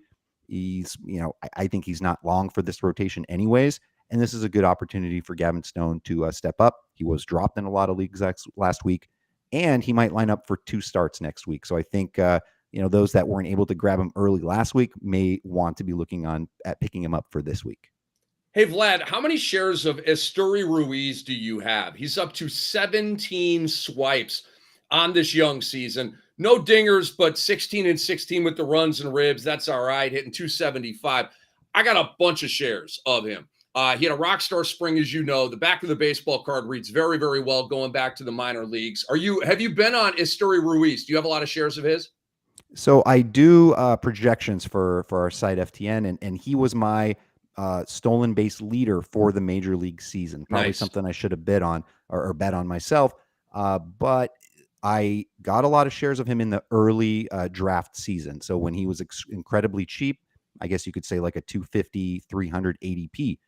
As the drafters started, the more serious drafters started getting in, and the more casual folks started drafting in March, his price became very competitive. People understanding the need for speed. And man, he, by the time I got to Vegas for my high stakes draft, he was going like 120 overall. Wow. So double the price. I just couldn't afford it. So I have a lot of shares, but on my most important teams, my very, I guess my pricier ones, was not able to get them because just was a market price for him. We're talking to Vlad Sedler right here, head of MLB at FTN Fantasy. Follow at RotoGut. Let's talk about stolen bases. I know some people really go heavy before the season starts and preparing for those stolen bases, but then this year, the pitch clock changes that, and we're seeing a huge increase in stolen bases. Has this impact been only on the players that you expected to have a strong stolen base season, or are you seeing more stolen bases casually as well to help build up 5 year, 5 year, 5 year instead of trying to go for that one player that gets 20 to 25? Yeah, I think most in the high stakes fantasy community understood that you don't want to just get stolen bases. You know that the bar was going to be set higher and that you need to get more. And one way to look at it is, at this point last year, about 30, 35 games into the season, there was only one player with double-digit stolen bases. At the time, it was Julio Rodriguez. He had 10, and everyone else had 9 or less. Now we are at the same point in the season, second week of May. There are 10 players with 10-plus stolen bases, including, aforementioned Esteury Ruiz and Ronald Acuna. These guys have almost 20 already. So the bar is set higher. You need to kind of find those stolen bases. So it makes guys like Ji-Hwan Bae of the Pittsburgh Pirates even more valuable. You need to be able to get them everywhere you can. So I had a bunch of shares of him. He blew a tire with the ankle, missed some games, got some DMPs in my lineups, and I got an itchy finger, Vlad, real itchy. So I've had to dump him, and I moved on to some other guys. It is what it is. And by the way, very little homers, RBI. The batting average isn't great. Like, he's kind of a one category guy, at least in 5x5 leagues. Let's have a conversation, Vlad, about my Padres. Big opinion on them. I got them winning it all. Obviously, I think 19-17 is the record right now. We know that Tatis joined them on April 20th. And we know that. So I'll finish the setup here. What do they need, Vlad, to finish this off and win this World Series? Do they need another starting pitcher? Do they need a couple more bullpen guys at the deadline? Like, when you survey this roster, what do the Padres need to get this done this year? Yeah, I think honestly it's just on the pitching side, because I think the offense is in a really good spot. It's deep from 1 to 9, a little bit of bench depth. They have some prospects that they can call up, and then the power duo, the old dudes, Matt Carpenter and Nelson Cruz. Those guys can still produce, and maybe will produce if they make it into the playoffs. And then of course you can't really beat that top 4 in that lineup, right? I mean, Tatis, Bogarts, Machado, and Soto is legit. I mean, it's arguably the best top 4. The starting pitching is really, and the bullpen is really the only thing I'm concerned about. You've got Josh Hader there, one of the best closers in baseball. But besides that, there just isn't a lot of depth, a lot of guys to depend on. Their best setup man, Robert Suarez, who came from overseas last season, he's been on the 60-day IL. So they'll need him back at some point. And the starting pitching, man, I mean, if just something happens to Darvish or Musgrove or Snell, they're in big trouble. So I think they need to get some more arms, and I think they're going to. I think, Preller isn't afraid to spend and get his guys. Traded Preller for a reason. So I think come the trade deadline, they'll be getting what they need to be competitive. All right, Vlad, well, you heard it from this one right here. Rick Kamla believes the Slam Diego Padres are going all the way. Is it too early in the season for me to ask you your predictions? I would, I like to separate my personal from fandom from, my opinions. I would love for the Los Angeles Dodgers to win it all, but I did pick the Atlanta Braves before the season started.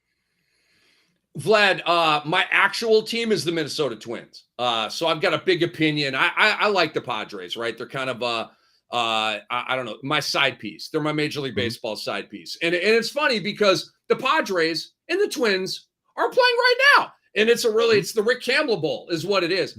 Yeah. And so I had a big opinion on my Twins coming into the season, Vlad, because of their pitching, not because of their bats, but because of the starting pitching. Their bullpen is beyond deep. Like, they got hold guys that got to wait a day before they can get into the win the game stacking in innings 6, 7, and 8, 8, and 9. What do you think about these Twins, man? Do you think they have staying power? Do you think they're going to win the American League Central? Cleveland is not in a good way right now. Yeah, I mean they're looking really good, and you mentioned about the bullpen. Well, first of all, their starting pitching right now is the best in the league. The trio of Joe Ryan and Sonny Gray, Pablo Lopez are incredible, and John Duran is one of the best closers in baseball. Jorge Lopez can step in and grab saves, and I mean they're deep enough that they can just send to the minors a guy like Jose Miranda just because he's struggling. So it's a really nice lineup. I happen to be a big Alex Kirilloff fan, so I'm hoping that his wrist is fully healed and he can perform and be helpful for fantasy teams and the Twins. Vlad, where can everybody find all of your work, and what are you currently working on right now?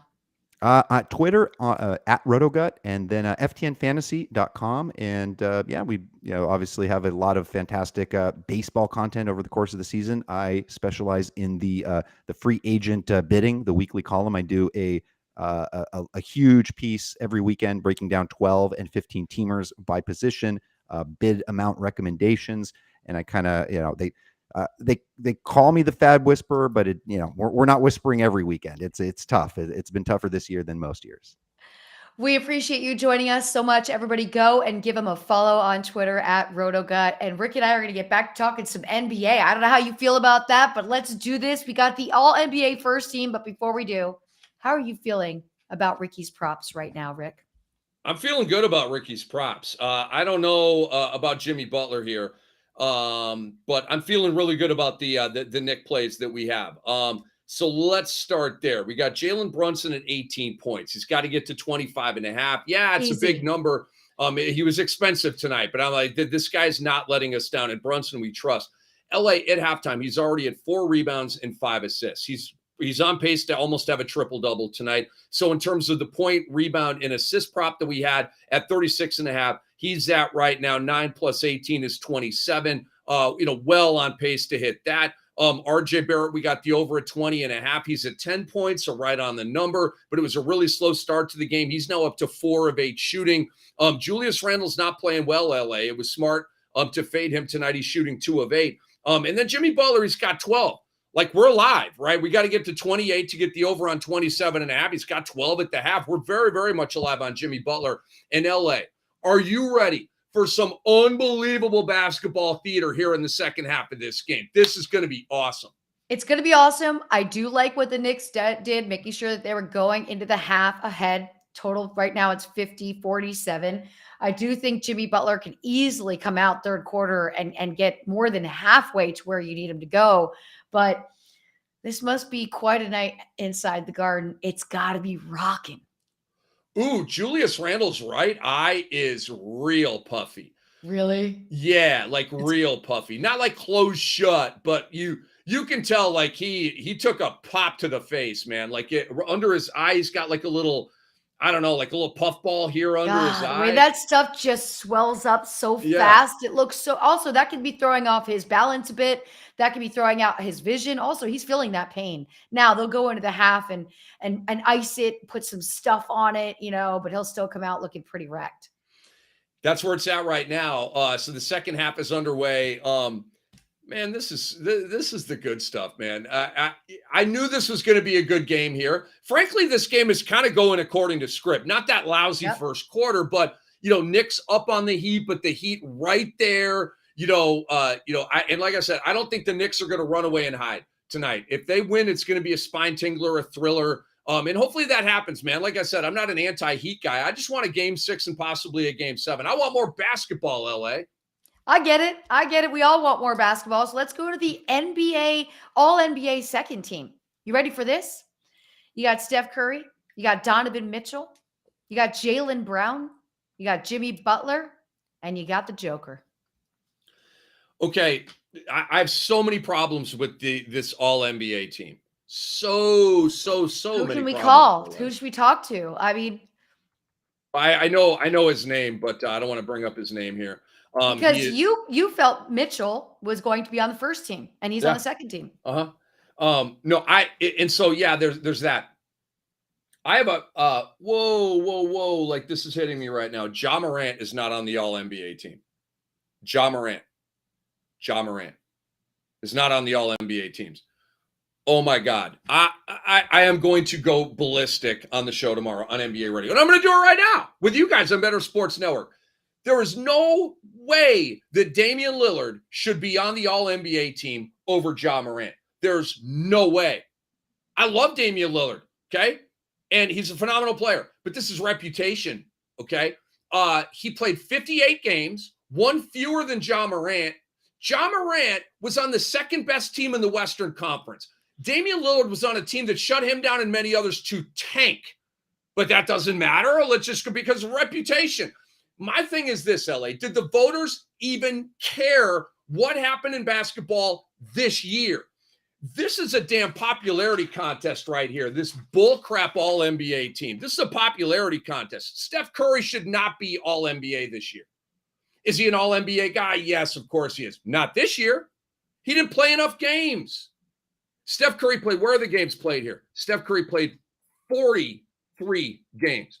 That's half the season, LA. And he's on the All-NBA team. How can you play half the season and get an honor like this? Please help me out. And this is a money thing too for players. I mean, this has a lot to do with the money that's going to be handed them. Now, we don't know if Ja Morant's situation in the season took him out of the running because of the suspension and the terms of the time that he took away. There was, that was a serious incident and that could have affected him. He should have to feel some impact of that decision to be sure that he doesn't do something like it in the future. So that could have affected him, but I can agree with you. Let's go to the third team. De'Aaron Fox, Damian Lillard, LeBron James. How? Julius Randle, and Sabonis. It's just god-awful in so many ways. I'm surprised Zion Williamson's not All-NBA. Yes, that was a joke.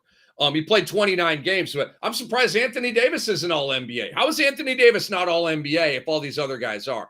Because he only played 44 games. So you're game-shaming him, but you're not game-shaming LeBron? LeBron played 47 games. How is Devin Booker not an All-NBA guy? He's on none of these teams.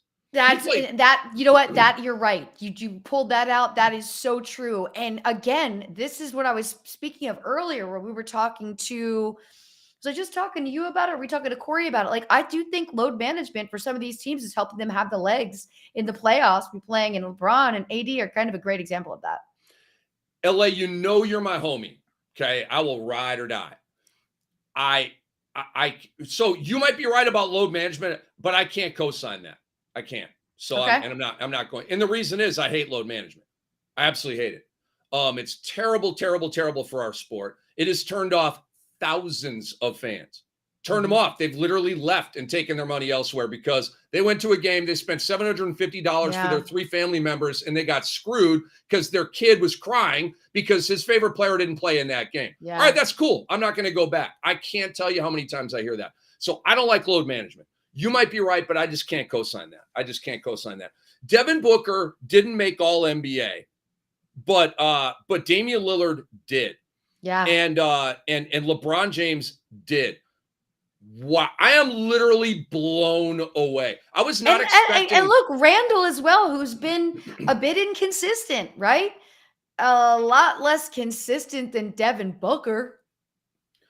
Now, I'm cool with Randall being on the team. LA, I want to let you know how I do my MVP and Rookie of the Year and all this stuff in all NBA teams.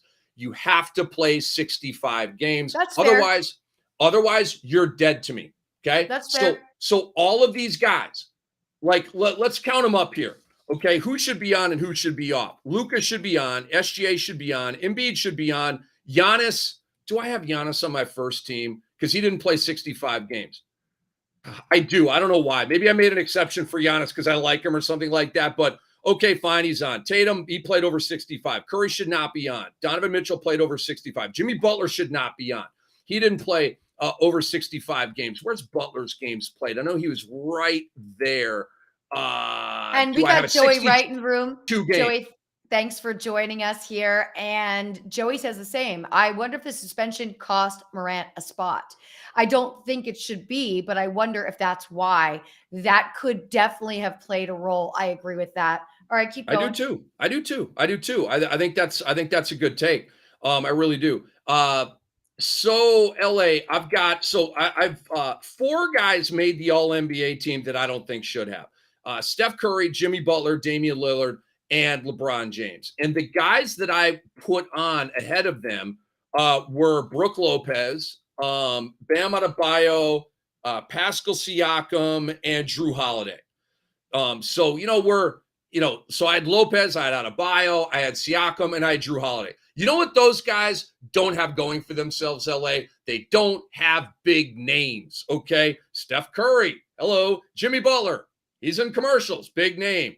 Damian Lillard, huge name. LeBron James, the biggest name of them all, okay? Yeah. See where I'm going here? This is a reputation thing, and I think it actually sucks. Now, this doesn't.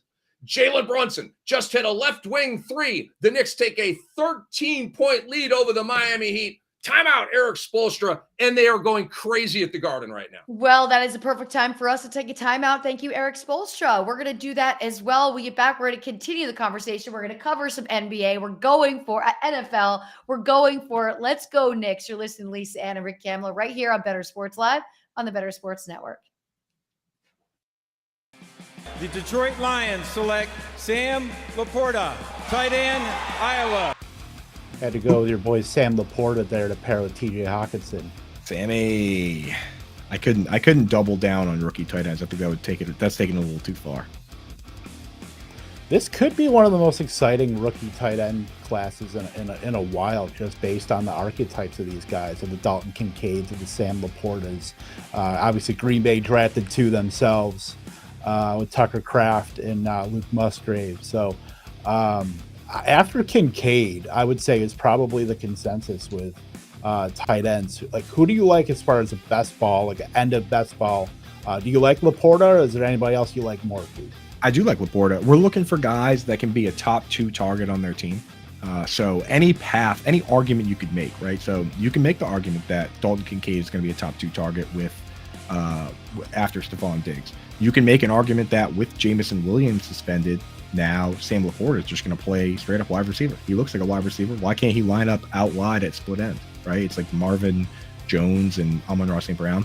I would also throw another name in the ring, and I don't mind, since we're doing this for the fans, for the kids. He's still on the board. Luke Musgrave on your Packers. They're not super loaded at wide receiver. We like the guy Reed they drafted, but you never know. So why can't Luke Musgrave be a big slot? In fact, they drafted 2 tight ends, Tucker Kraft and Luke Musgrave. Tucker Kraft is more of an inline guy. They might just go 2 tight ends right away. Tucker Kraft inline, Luke Musgrave in the slot. Why can't he be a target monster for Jordan Love? So those are the guys, those are the conditions that you need for a rookie tight end to succeed. They need to not only be the best pass catching tight end on the team, but a top 2 pass catcher on the team outright. That's how you get Kyle Pitts. Evan Ingram as a rookie was top 5 because Odell Beckham Jr. hurt his knee 4 weeks into the year. So that's the formula. We're looking for guys that can actually be a top target right away. Otherwise, we're playing the sit and wait long-term game, which is what you're doing with guys like Michael Mayer.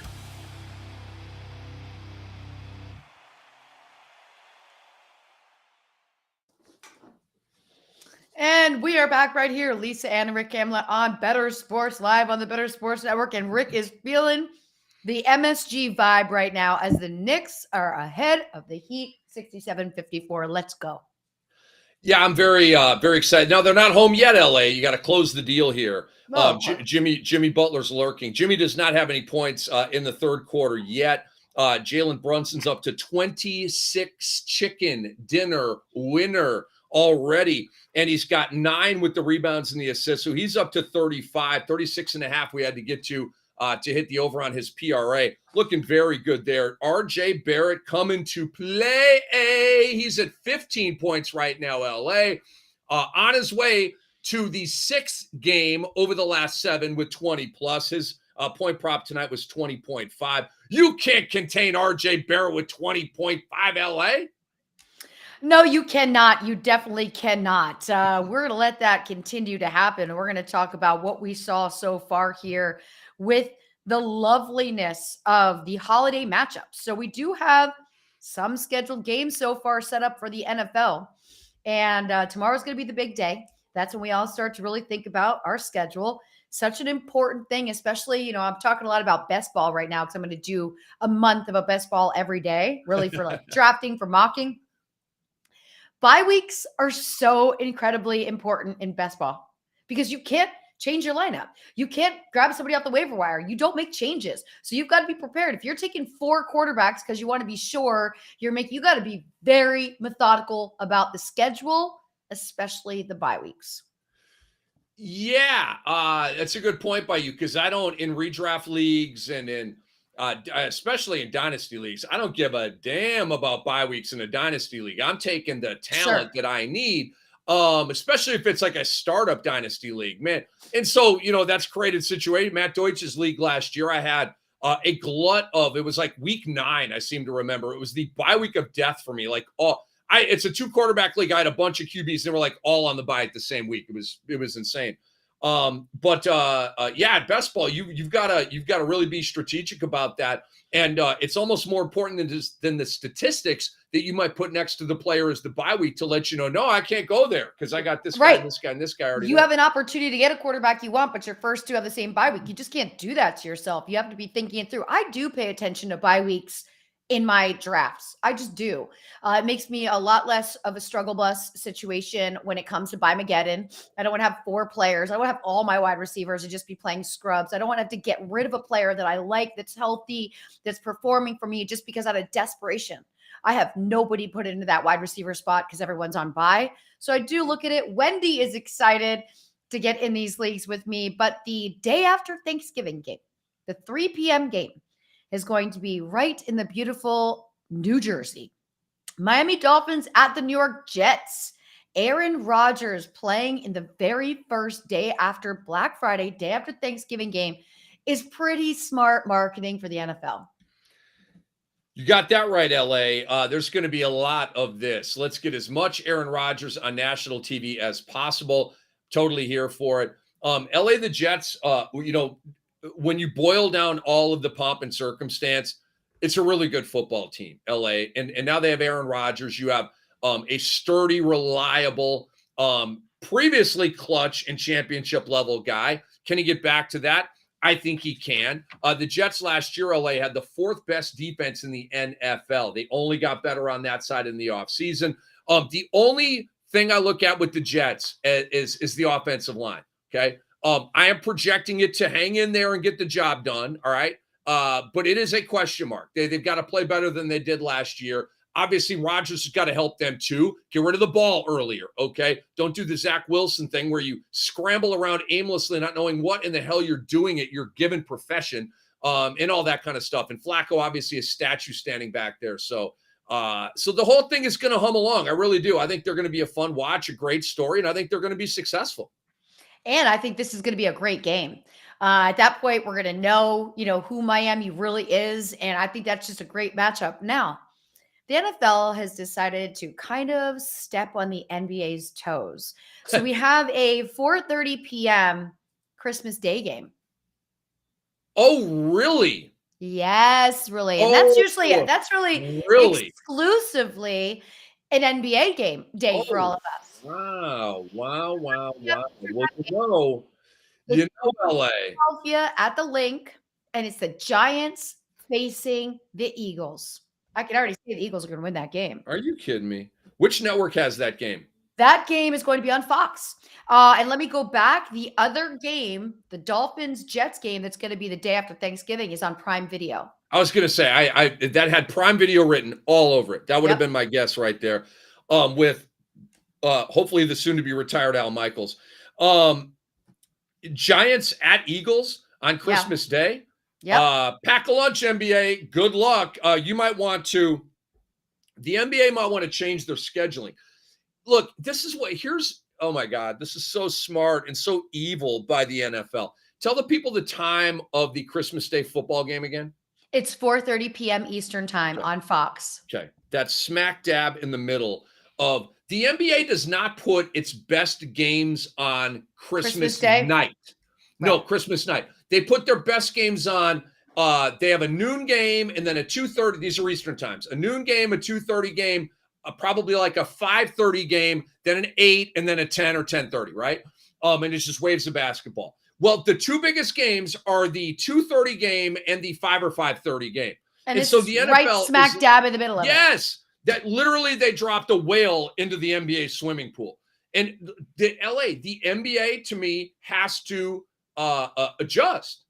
Why would you put, like, let's just say, I don't know, like the Celtics and Warriors, right? Like just an unbelievable showdown matchup, or, you know, pick two of the best teams in the NBA. The Milwaukee Bucks and the LA Lakers, right? Giannis against LeBron. Like these sexy as hell matchups that we get on Christmas.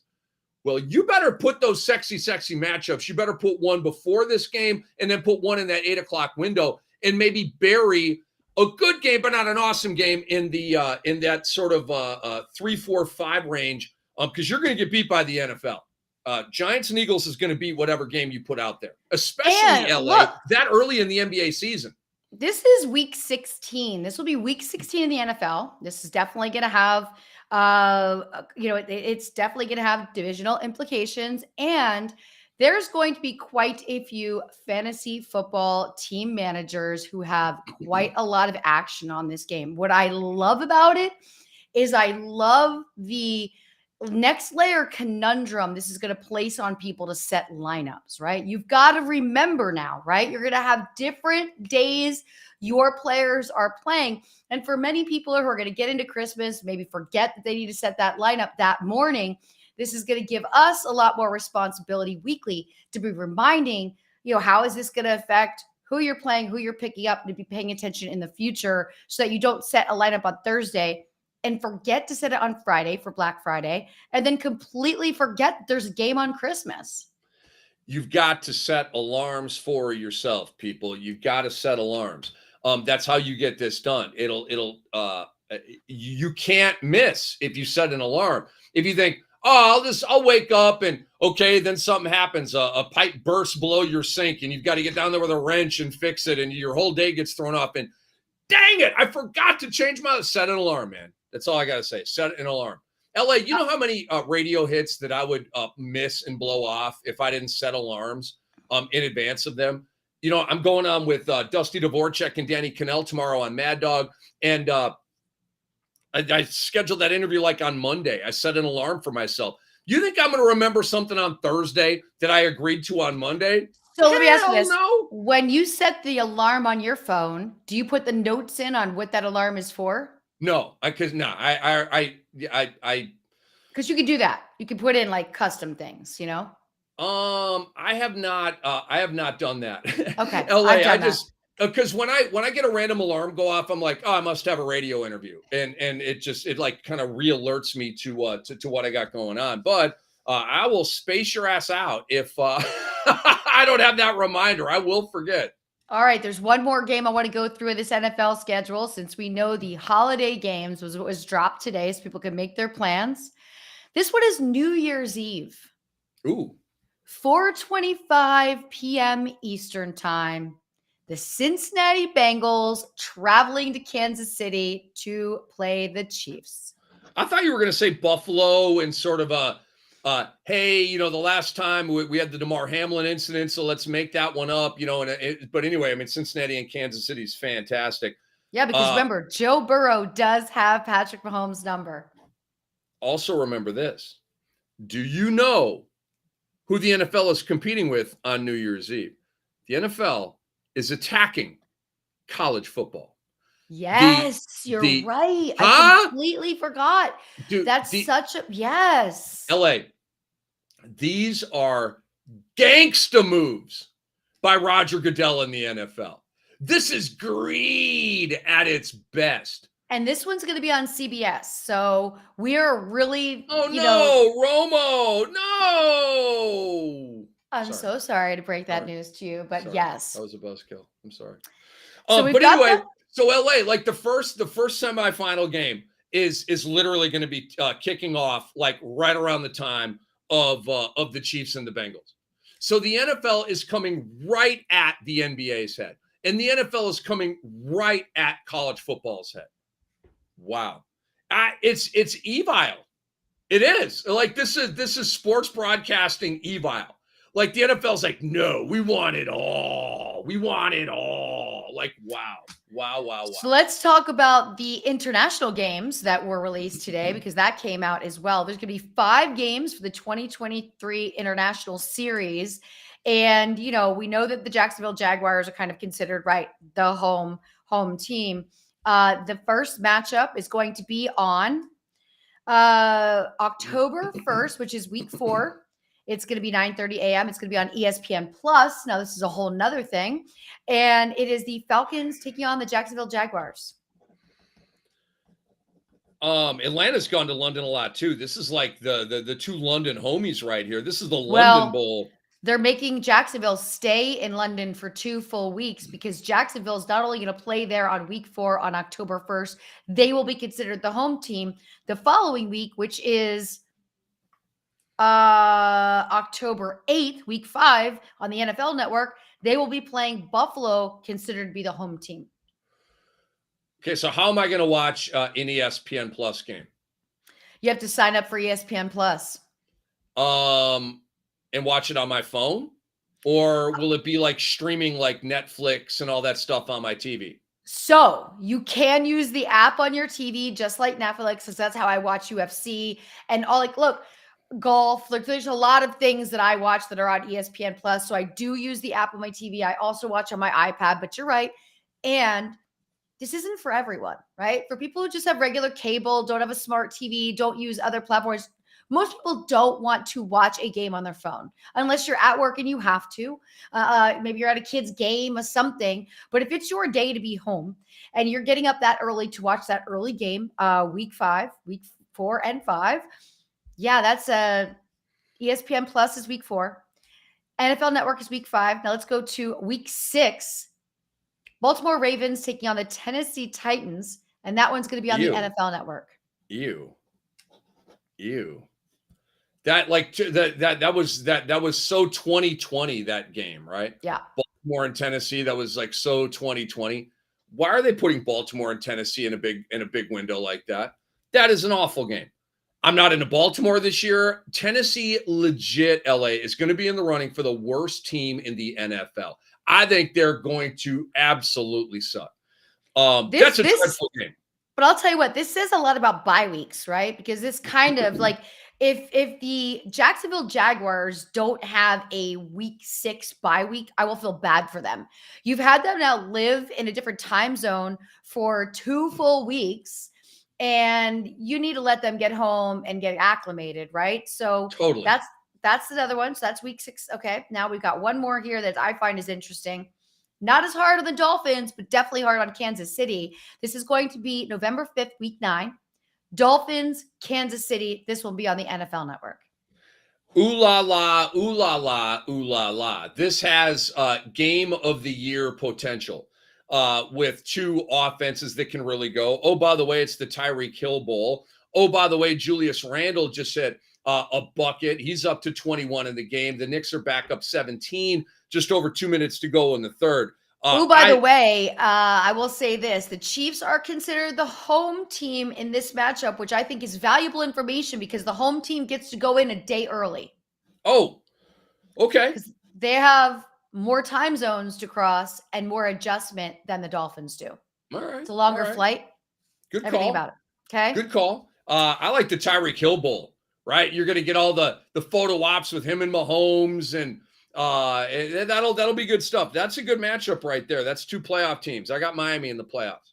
And last but not least on this schedule that was released today, another one for the NFL Network. So there's only one on ESPN Plus, which is even weirder to think that you're going to ask people to like put this app on their TV and only put one of these games on. So there has to be, right. There has to be more.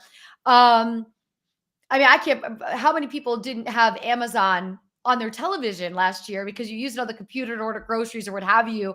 You don't watch TV on it, right? So that was an adjustment. Yeah. I literally, LA, I don't know. Am I going to have to buy new TVs that are like more streaming friendly, or am I going to be able to? No. Wait a second. Aren't you already in the running to buy a new TV because you had one that kind of died out on you and another one that's dying out? Now you buy a smart TV. I guess. All TVs now are smart TVs. It's not a big deal. All right. I don't know. It's super easy. Look, Your worst case scenario is you can play it on your phone and sling it to your television. It gives you a little TV arrow option, and you can throw it up on the TV there too. Let's go to this last one. It's the Indianapolis Colts taking on the New England Patriots. That is Week 10 NFL Network. Not exciting. Indianapolis in New England. Yeah. The Mac Jones and Bailey Zappi and Malik Cunningham of it all against, I mean, it's Anthony Richardson. You want to put him up to bat in a big window, but Indianapolis is going to be atrocious this year. That, you know what that is, LA? That's an old school Thursday night football game, right? They're like this, just dumping. They're offloading. yes, like this buried awful game that they give to all of us around the whole world in the Thursday night window. And we're like, this game sucks. Like, I'm a football junkie, and I'm not really even curious about this game, right? That's what this one reeks of. This is an old school Thursday nighter. Like our boy Johnny BTV, right? He hates Thursday night football. This is right up his alley. It's very helpful to put a couple of the games in that spot that nobody cares about, because when you're on the West Coast, it sucks getting up to watch games that early. It's 6:30 in the morning. Yeah, DVR, man. DVR. Like, I don't even wake up. LA, I'm in the Eastern time zone. It's a 9:30 start. I ain't waking up at 9:30 to watch the NFL. No, I wake up. We get into our routine. We got our little family thing that we do. I don't watch the London games live anyway. I either DVR to watch later, or if this streaming thing jams me up, I'll wait for NFL Network, because they replay that game usually like at 2 or 3 a.m. Monday morning, coming off of the Sunday where the game played. It's a great deal, guys. Go to your guide, and go through the NFL Network weekly schedule. And if you missed a game, they literally replay all of the big games throughout the week. So it might be on a Wednesday or a Tuesday night, or a Wednesday early morning at 4 a.m. when you're asleep, right? But you can go DVR the games. It's a really nice tool. Well, here we are. Knicks 82, Heat 68. Your Jalen Brunson, Ricky's props for over the 25.5 point. Boom, has hit. Brunson has 28 points. Feeling good about this, LA. Feeling good. How are you feeling about the combo? The combo was 36.5 for the feeling so good. I'm feeling so good. We hit it. It's another chicken dinner winner here, LA. I'm wearing green tonight. I may have to wear this this green polo more often. We're trying to get in the winning spirit and that cash flow. But Brunson's at 28-6-6. So 12 plus 28 is 40. We're well over the 35.5 or 36.5 on the PRA for him. It was 36.5. Yep. There you go. So we're home there. We're home on Brunson points.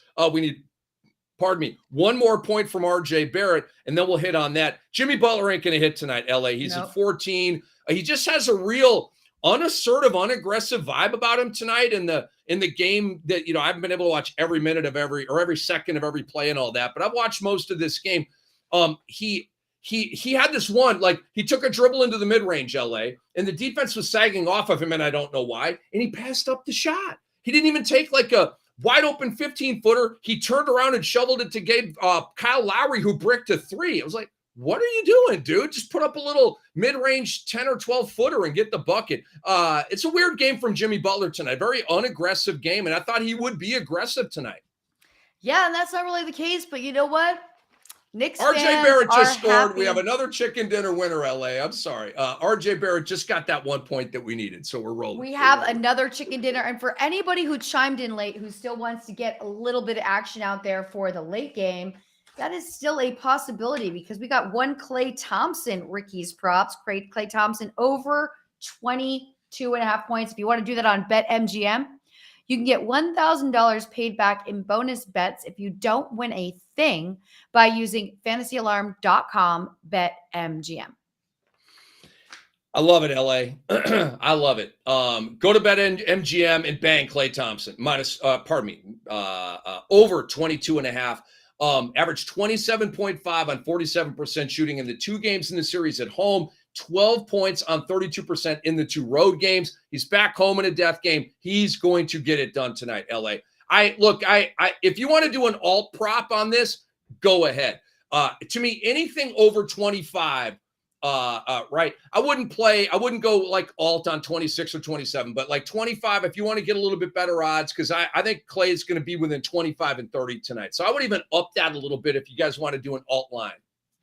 Pretty excited about this. My Friday night it's so much better now. 2 games versus 1. Like my big plans for Friday night of just game watching I just want to thank the Knicks. Like I'm not asking you to go any further. I just have a plan. It's my off night. When you travel, and then I'm traveling next week. And by the way, reminder to everybody, I won't be here next Wednesday. I will be in St. Louis.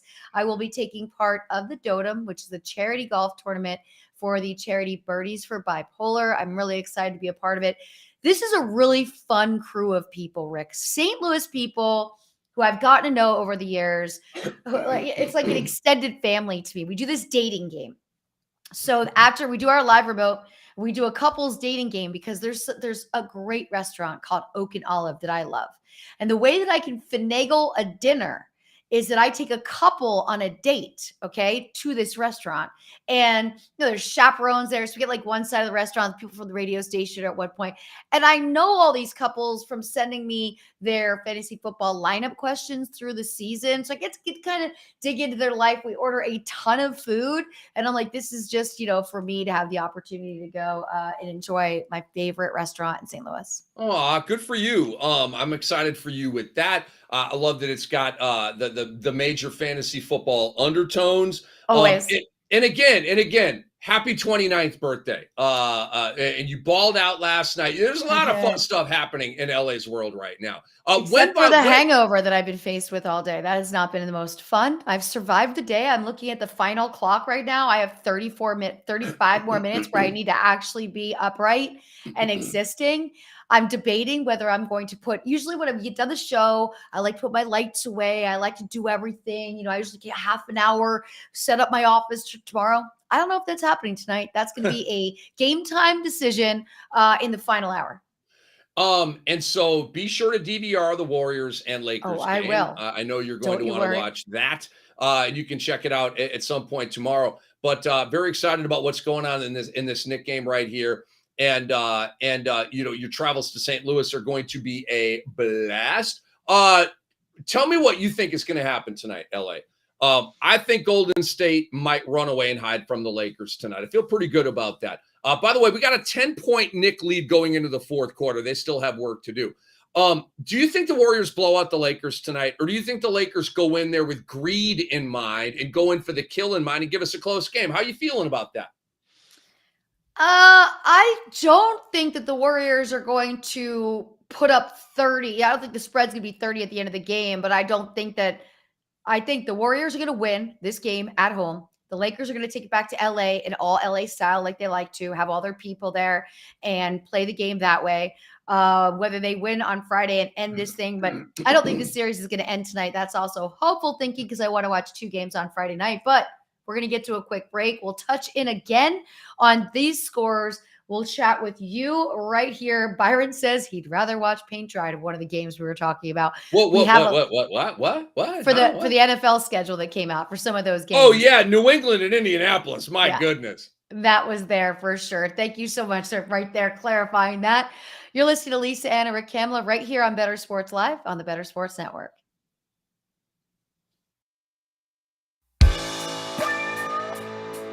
Lunch Money with Kyle and Ray. Weekdays at noon Eastern, presented by FantasyGuru.com. I just opened my inbox, and there was a little connection to a story at the local paper about salad bars are coming back to St. Louis. We haven't had them since COVID, Ray. I'm a big salad bar guy. I love going to the local grocery mart and doing a salad bar. I get it, kind of disgusting. Hell, they put a sneeze guard over the food. What is this? Some kind of force field around these vegetables? That's the sneeze guard. You have to lean under it to get salad or sneeze on stuff. But all these disappeared. Ray, I used to do the salad bar probably at least 2 times a week for lunch. And I would just load up, because I didn't have to cut anything. And I didn't have to buy like a whole cucumber, just have a little bit of cucumber in my salad. I'm a big salad bar guy, but these things have been gone for 3 years. And I think I'm going to get back into the salad bar game, baby. I used to love buffets and salad bars and all that kind of stuff, and I haven't been to one since COVID. I'll tell the story quickly. My nephew, who at the time I want to say was 5, we were on a little trip, and we went to, it was a brunch and everything like that. They had ice cream. So my nephew doesn't know any better because he's 5. Puts his spoon in the ice cream, which is cool, right? He's gonna spoon it out, fine. But he doesn't spoon it out into his bowl. He spoons it into his mouth and then sticks it back in the ice cream. And I'm like, so we had to talk to the manager. I had to get him to pull the ice. And I started thinking to myself, you look around, people are. Yeah, I don't think that 5-year-old germs wasn't going to hurt anybody. No, but you know what I mean. Then you look at this old person and they're grabbing this. It's just when you start thinking about it, I have a real struggle at this point with it now because I've thought about it, but I used to love going to them previously. Well, and everybody's using the tongs there. Everybody's touching those. God knows where those hands have been. Yeah. Here's the thing. I've yet to see anybody actually sneeze under the sneeze guard. Maybe if I see that, Ray, it'll change my whole outlook. Right? It's like there is a reason the sneeze guard is there. It must happen enough that somebody said, we got to put these suckers in. Yeah. But I love salad bars, and I'm back in, Ray. I've never gotten sick off one, so it's easy for me to say, but I'm getting back in the salad bar game. Okay, good luck. Good luck. Make bets and follow your fantasy team while you buy, sell, and trade collectibles in real time. Only on Bettor Sports Network. And we're back right here, Lisa, Ann, and Rick Kamla on Bettor Sports Live. I want to remind you to get your golf picks and lots of laughs with the Tour Junkies. Now playing on Bettor Sports Network's YouTube page, David Barnett and Pat Perry dish out the best bets and long shots as they preview the AT&T Byron Nelson for daily fantasy sports and betting. Subscribe to our YouTube page. Just search Bettor Sports Network. See, something I haven't been telling you is the fact that the reason I'm so super hyped to watch 2 games on Friday night is because obviously I will be watching golf all weekend. I'm excited for you on that. I know your affinity for golf. Pull the office TV out to the living room. So I can have golf on the big screen and some NBA going on the other screen. I won't just. Well, Saturday there's no games, so there will be no conflict on Saturday. There's no NBA on Saturday. I know. Better. This is even better. I can sleep. Green light. Go for a bike ride in Central Park. All right. Well, it looks like the Knicks are taking this one. All right. There's 9 minutes and 48 seconds left of the fourth quarter. Sure, the Heat can still do things, but it's 90-79. Jimmy Butler with 14 points, buddy. He not going to get your prop. Jimmy, what's up, man? Jimmy Butler's game. I talked with Antonio Daniels about this on NBA radio today. We both thought Jimmy Butler was going to come with a big old balled up fist tonight and try to end this thing. That has not been the approach from Jimmy Butler tonight. I mean, he's been okay, but it just hasn't been, like I said, going Hulk smash. Jalen Brunson all the way to the cup for another layup. 13-point lead for the Knicks. Bill Bradley softly clapping in the crowd. Miami, but here's the thing, if you're a Knick fan, Miami's hanging around LA, and that's dangerous, okay? Right? Put them away, because if they go on like a little 6-0 run right here, now it's a 7-point game, timeout Tibbs. Duncan Robinson just hit a corner 3. We're back to 10. This is too dangerous right here for the Knicks. This is too close. Yeah, you're right. The separation is only by 10 points right now. But Brunson, really getting it going. One of the things on here we talked about, I'm sure you talked about this week. How did you feel about Julius Randle's comments when he said maybe the Heat want it more? That one really didn't move any needles for me. It's just, to me, it was a player pissed off and frustrated after a tough loss. Where was that quote after game 3 when you guys literally tanked a playoff game? It's LA. Just off the top of my head, there may have been a worse performance by somebody, but often it's the worst performance by any team in this playoffs. And we have a 7-point game, LA. Timeout Tom Thibodeau. Just like I said, this is too close if you are the Knicks. It's too close right now. Well, you just said the man's name, Tom Thibodeau. So let's just say this 10-point spread goes to 3 points, goes to 1 point, and the Heat win. Is he on the coaching hot seat? Oh, wow. Is he on the coaching hot seat if that's the case? This is such a good question, because coming into the year, LA, Tom Thibodeau in my opinion, was on the hottest seat in the NBA coming Okay. into the year. You had the reports about, him not getting along with this guy and front office dysfunction and too many cooks in the kitchen and all this stuff. And maybe Tibbs isn't this guy's guy and all that stuff. And then they had the year that they had, right? Very, very good. And now they're in the second round. I would say no. I don't think it will be like if tomorrow would be Thursday. I don't think it would be Black Thursday for Tom Thibodeau and they would fire him. But LA, guess what? You never freaking know. This is NBA coaching, right? This is like the diciest and most perilous job you can have outside of working on a skyscraper 50 floors above Earth, or what's that show where the guys are on the boat in the middle of the ocean, Deadliest Catch, right? Oh, where they're battling yeah. these huge waves and Yeah, they're falling off the boat and a shark may attack them and all this like that. That's a tough way to make some cash to get some crabs up in that boat, man. I do make some good money though. Oh, I believe that. But being an NBA head coach is very, very dangerous. You're not going to lose your life. Being any kind of head coach, right? Okay, so let's talk about a little bit more NFL here. Let's switch gears because I don't want to psych myself out and think that the Heat can come back here. This is upsetting. Here's what we got right now at ESPN.com for the these are the betting odds for Super Bowl 58 champion. Right now, the Chiefs are plus 600. Mm-hmm. The Eagles are plus 800. 49ers and Bills are plus 900. I'm going to go right there and leave it here. We'll talk about each one of these teams. We can never discount the Chiefs. We know that. We saw the Eagles got so much better, if that was even possible, in the draft 2 weeks ago. I mean, so much better. It's hard to believe, but they did. They made all the right moves. They had all the ability to do it. The Bills get themselves a new tight end, right? Dalton Kincaid. There you go. Austin Kincaid is an artist. I'm not familiar with his work. It's art. Okay. It's an artist. And every time, so my girlfriend, Allie, who I was with last night for my birthday, she's a huge Buffalo Bills fan. So we're sitting at the table, we're talking about, Josh Allen and this and that. And we brought up Kincaid and I'm like, this whole season, I'm going to confuse him for Austin Kincaid, the artist. And that's never going to play out well. I think the 49ers have a lot of question marks. They had a great defense last year. Everybody played well no matter what quarterback was playing, but it's a quarterback situation for me. How do you like these numbers so far with the Chiefs at plus 600, Eagles at plus 800, and the 49ers and the Bills at plus 900? I mean, the Chiefs at plus 600 is all about Pat Mahomes and Andy Reid because they have not had a good offseason, LA. Turnover on the offensive line. They didn't, in my opinion, do enough at wide receiver. You did draft Rashee Rice. Okay, cool. You signed Richie James. That was the big addition via free agent. Richie James was their big wide receiver addition through free agency. So, and you lost Juju Smith-Schuster, obviously. They're still going to be fantastic, okay? They're the Chiefs. You have Reid and Mahomes. They are going to find a way to win well over double-digit games. But LA, they took a step back this offseason talent-wise. The Eagles took a step forward talent-wise.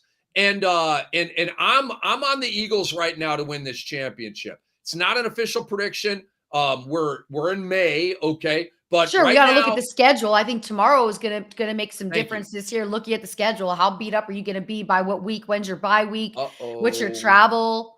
I hear an Kyle Lowry just hit a 3. We have a 4-point game. But I have the Eagles winning this thing, LA. I have the Eagles winning the Super Bowl. I do not think we're going to get a Super Bowl hangover. We're going to get a team on a mission.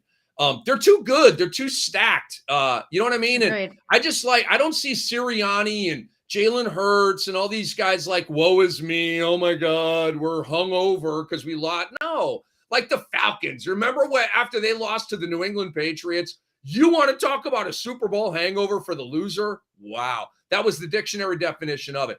I don't see and that. Byron, I got to agree with Byron. Byron said Buffalo has underachieved the last 2 years. That's a fact. I'm out.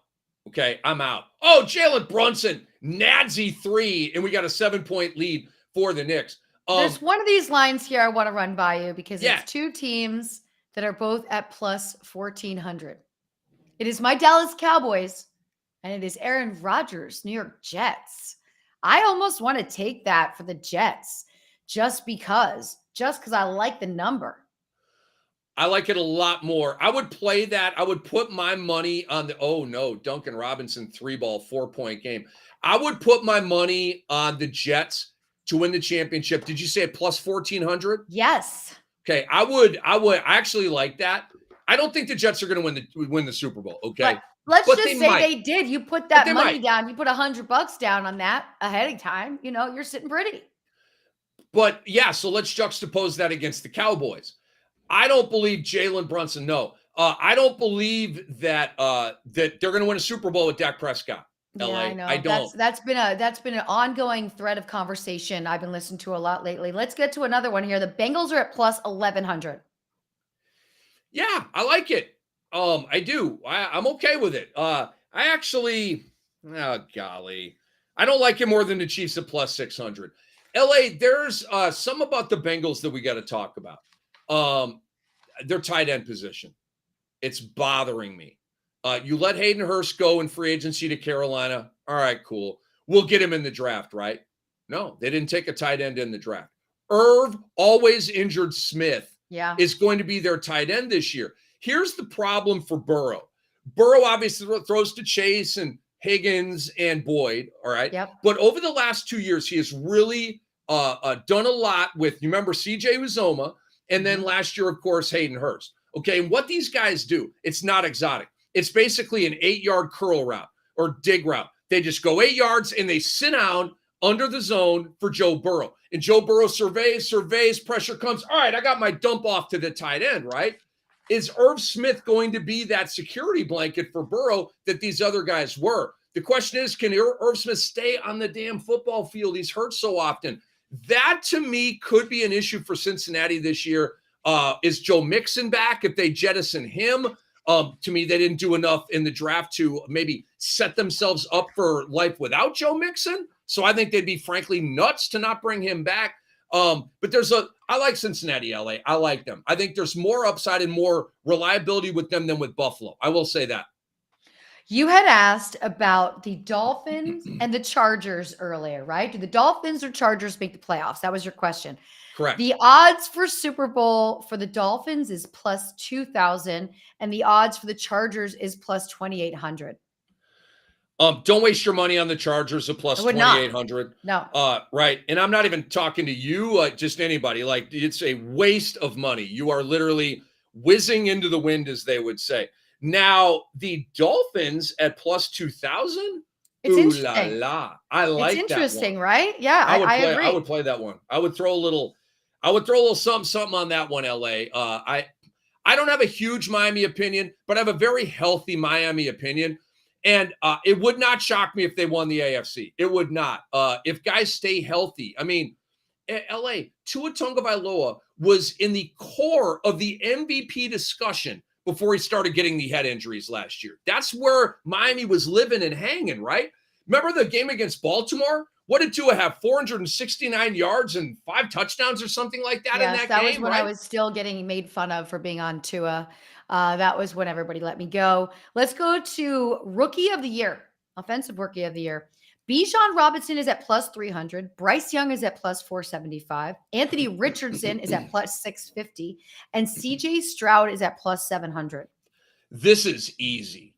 There is no way I'm putting my hard-earned cash on a rookie quarterback on a bad team. There's no friggin' way, okay? Carolina has fortified Bryce Young as much as they could. Houston's done the same thing for CJ Stroud, but they're still bad teams, LA. They're coming out of wreckage and tanking and suctitude, all right? And then you got Indianapolis. What about Bijan going into a situation where he's going to be the lead back and he's going to be in a system where he is running the ball, and he is at plus 300? Bijan Robinson probably needs to be a first-round pick in fantasy football this year. I mean, for real. Like, not for me, LA. Not for me. I'm going to be taking a wide receiver when you guys are all taking Bijan Robinson. I'm turning my drafting inside out this year. I'm starting with wides, and then I'm going to running backs. And I'll deal with the 50-50 backfields, and I'll just make that work like I make it work with starting pitching in baseball. But dang it, I am going to have rock stars at wide receiver. But Bijan Robinson, LA, if you want to say he's a first round pick, I'm not mad at you. They have to play him. They're going to be a run first team. They've got a really good offensive line. You've got a run heavy game script, play caller, and Arthur Smith. It's all set up for Bijan Robinson to have a massive rookie season. Let's go for odds for defensive rookie of the year. Will Anderson is at plus 350. Jalen Carter is at plus 700. And Tyree Wilson is plus 800. Okay. The Jalen Carter problem is I don't think he's going to get enough snaps. Okay. He's going to be in a defensive line rotation as a rookie here. Probably will start, but I see, they've got Jordan Davis, first round pick last year. He'll be one of the guys coming off the bench behind. So I just don't see him getting enough snaps. The play here is Will Anderson. Okay. He's going to get all the snaps he can handle for the Houston Texans. Obviously they got him for a reason. He's a stud, but you gave up a ton to get him. He's going to see the field. He's a difference-making, potentially historic defensive player in this league. I think Will Anderson is the easy bet right there. And Tyree Wilson, I like him a lot. He's on the Raiders. I think even if he has a good year, it'll be lost in the shuffle compared to if Will Anderson has a big kind of 1,000-watt season, because he's that guy, right? You know what I mean? Tyree Wilson wasn't that guy coming out of college. Will Anderson has been that guy for 2 years running here, LA. Let's go for the odds for the NFL MVP this season. Pretty simple. We're looking at Patrick Mahomes at plus 650. I'm very surprised of a player that's missing from this list, and I'd be shocked if you don't say the same. This list is Mahomes at 650, Joe Burrow at plus 700, and Josh Allen at plus 750. And Josh Allen at 750. Who could they be sleeping on? Whoa. Jalen Hurts? Oh, I thought you were going to play the Aaron Rodgers card, but yes, Jalen Hurts. Jalen Hurts is my MVP prediction. I think the Eagles are going to win the championship, and I think Jalen Hurts is going to win MVP. He was my MVP last year, LA, until he got hurt. Yeah. He only didn't win MVP because he got hurt.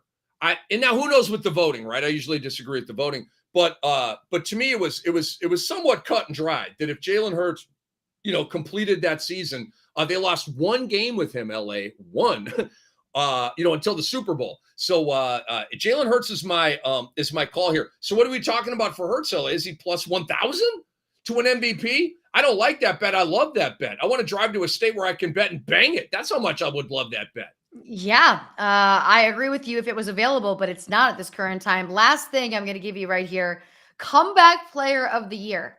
I don't know if I like this list. They're all at plus 2,500. Tua, Russell Wilson, Trey Lance, and Lamar Jackson. Well, again, I think Deshaun Watson is he'd be my He'd be my preseason pick for this. People are sleeping on the Browns, and that's fine. I understand why they would. I'm telling you, the Browns are going to be in the playoffs, man. They are going to sneak up on people and be better than the Ravens. Oh, wait a second. Jalen Hurts. Thank you so much, Anthony, in the studio here. Jalen Hurts with Justin Herbert, it's plus 1,000. There it is, plus 1,000.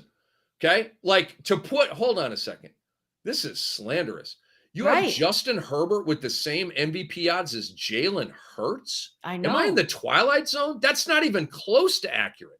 I bet you we look in in 2 weeks. This is totally different. Once this schedule comes out, these numbers, so this is a good time to get in. LA, the Chargers are so overhyped. It's a joke. How have people not gotten it on this fraudulent team up to this point? It's just Justin Herbert. Everybody likes Justin Herbert so much. I don't even think they really think about You're right. The losing every single game in the fourth quarter. I don't even think about You're right. They're just enamored of Justin Herbert, and you understand why. The guy's a rock star, man. But look, there's no one-man band in the NFL, man. You got to have a protection and a defense and weapons, and you got to bring it all together and be clutch and big third down throws on national TV games. Miami, LA, they just got another 3-ball from Duncan Robinson. They're down 4 with 4:20 to go. Nope. 3:55 to go in the fourth. You need to refresh. And the score right now is 102-96. Knicks. Oh, Brunson with a clutch mid-range J Let me see. I haven't paused. So am I behind live a little bit? I guess I am behind live a little bit. Well, look at that. That's kind of weird. But you must be ahead of me a little bit. And Jimmy Butler comes back with a bucket, 4-point game. This is too close. Knicks, handle your business. Come on. It is a little bit stressful, right? It is something, but your questions. Yeah, go ahead, Ellie. I'm sorry. Your questions for what's more likely LeBron James is the Batman of the Lakers or Anthony Davis is the new Batman of the Lakers. LA, Anthony Davis has been the Batman of the Lakers the entire playoffs. Has he played like the Batman of the Lakers every game? No, he has not. But this is by design. LeBron does not want to do all the heavy lifting. He does not want to have to go 39, 13, and 12 every single game like Jokic does, right? He doesn't have the energy or the stamina. He's also twice Jokic to say, not twice, but I mean, he's older than, way older, right? So year 20, age 38. So I wanted to bring this up just in case people get it twisted. Man, LeBron's still the Batman of this team, or they're kind of watching these LeBron games that are like good, not great. And they're like, what's wrong with LeBron? Why does he go several possessions without really touching the ball and all this kind of stuff? It's all by design. And LeBron James trusts LA. Finally, he trusts Austin Reeves, D'Angelo Russell, Anthony Davis. You can so see he all of it. trusts them. Yep. Mm-hmm. So LeBron D'Lo is going go to ahead. at the end of this season, D'Lo is going to be the conversation of what a difference he's made and what a great addition that was for the Los Angeles Lakers. Maybe to the tune of a championship, LA. Okay. Yeah. Right now, I had this thought last night as I was watching the Celtics. That was pathetic what I saw last night from Boston getting blown out at home in Game 5 by Philadelphia. And I was thinking, the farther we go in these playoffs, LA, Memphis is home. Milwaukee is home. All right. Boston after tomorrow night may be home. We've got a lot of the big boys out of these playoffs. So it just keeps coming up Lakers, doesn't it? It seems like they just keep rising. Others are falling off. And we may be talking about the 5th championship ring here for LeBron James. If you would have told me that in December, I would have said, you are all the way crazy. Check into an asylum right now. It's not crazy. That's where we are. But yeah, and D'Lo would be a huge reason why LA. So let me just and he's recap. A free agent this summer too, which creates an even dicier situation. Let me recap. So what you think out of the Sixers Celtics series, you think the Celtics are going to come out, right? Well, I did very, very, very, very confidently. And last night caused me to have several epiphanies, LA. I'll give you them in fast form here. Epiphany number 1. Wow. For the first time in the James Harden and Joel Embiid era, I actually think they can win a championship. Ding. That happened last night. Here's another epiphany. I may have overrated Boston. Okay. Here's another epiphany. Jason Tatum needs to be a better Batman. This ain't it. He was good last night, but Game 4 was atrocious. Jimmy Butler, mid-range game, bucket, 3-point game. All right, so let's go to you don't think I'm sorry, I'm to rephrase that. So you don't think the Celtics are going to come out of this series, or you do? See, I like that you're not letting me wiggle off the hook here, circling back. LA, I literally don't think I've ever said these 3 words to you ever in our years together on all these great platforms. I don't know.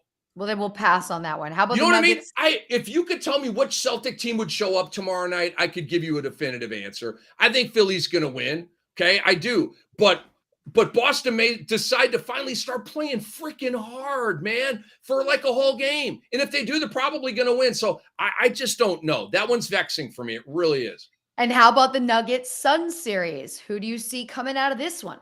The Nugs. I don't think Chris Paul, you already said that he's been ruled out for game 6. I don't think even if the Suns win game 6 and force a game 7 that he'll be able to go. And I think, look, it's just your role players have to play well to support Booker and Durant. And they did in the 2 home games. They did not last night in the road game. And we know, all of our audience members know, role players play better at home in the playoffs and worse on the road. It's an NBA truism. So if it goes to game 7, the Josh Okogis and the Landry Shamits and the Terrence Rosses and all these other guys, Cameron Payne, all these guys, to me, they're not going to play well at altitude against a very, very good basketball team. And then it's Booker and Durant against the world. And then it just becomes a math problem where they just can't keep up. Yep. Because the depth that the Nuggets have is real. The depth that they have is real. And the Celtics are not showing us what we saw for this large majority of this season. Byron says that Lonnie Walker is Robin. That's funny. That's a good joke. No, it's a good line. I mean, that's a little zinger, little punchline right there. LA, the Lonnie Walker thing, RJ Barrett off glass, put back by Hartenstein, and a 4-point lead now for New York with just over 2 to go. LA, the Lonnie Walker 15-point fourth quarter is one of the most shocking and amazing things I've ever seen in any NBA playoff game. But we see this regularly where a player just comes in and has this, gets on this crazy hot streak that nobody was talking about.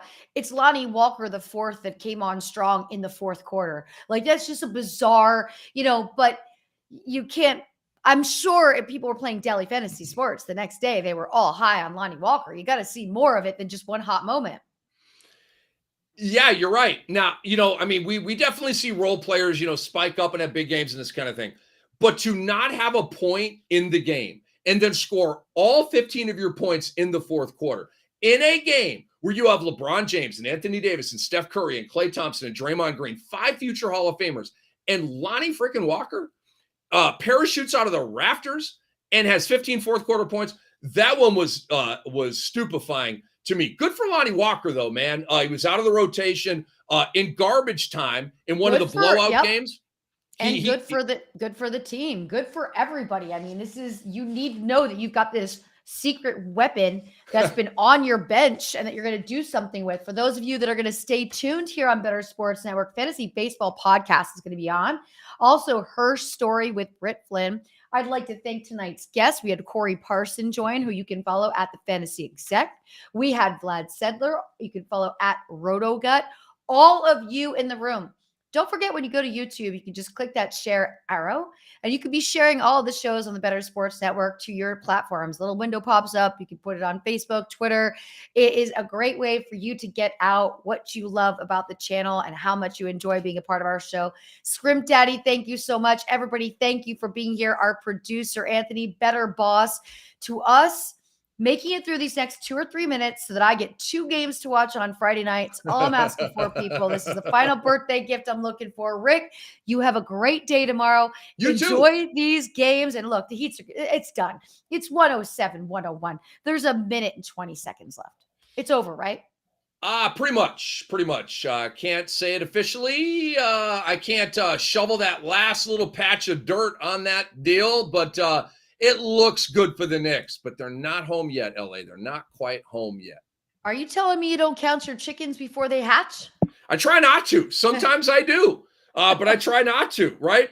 There was a bet the other night, on the shorts that I do. I give out the prop bets. I mean, I had it, and then I didn't. I lost by the hook. I forget who it was. I give out so many of them, but it was a no-doubter. And then the guy just went vaporized from the rotation. This is what happens. It's what happens. To all of you in the room, thank you so much for joining us tonight. Lisa, Ann, and Rick Kamla. Thanks to our producer, Anthony. You're listening, you're watching, you're enjoying Bettor Sports Live on the Bettor Sports Network. We will see you. I will see you in 2 weeks. You will see Rick next Wednesday.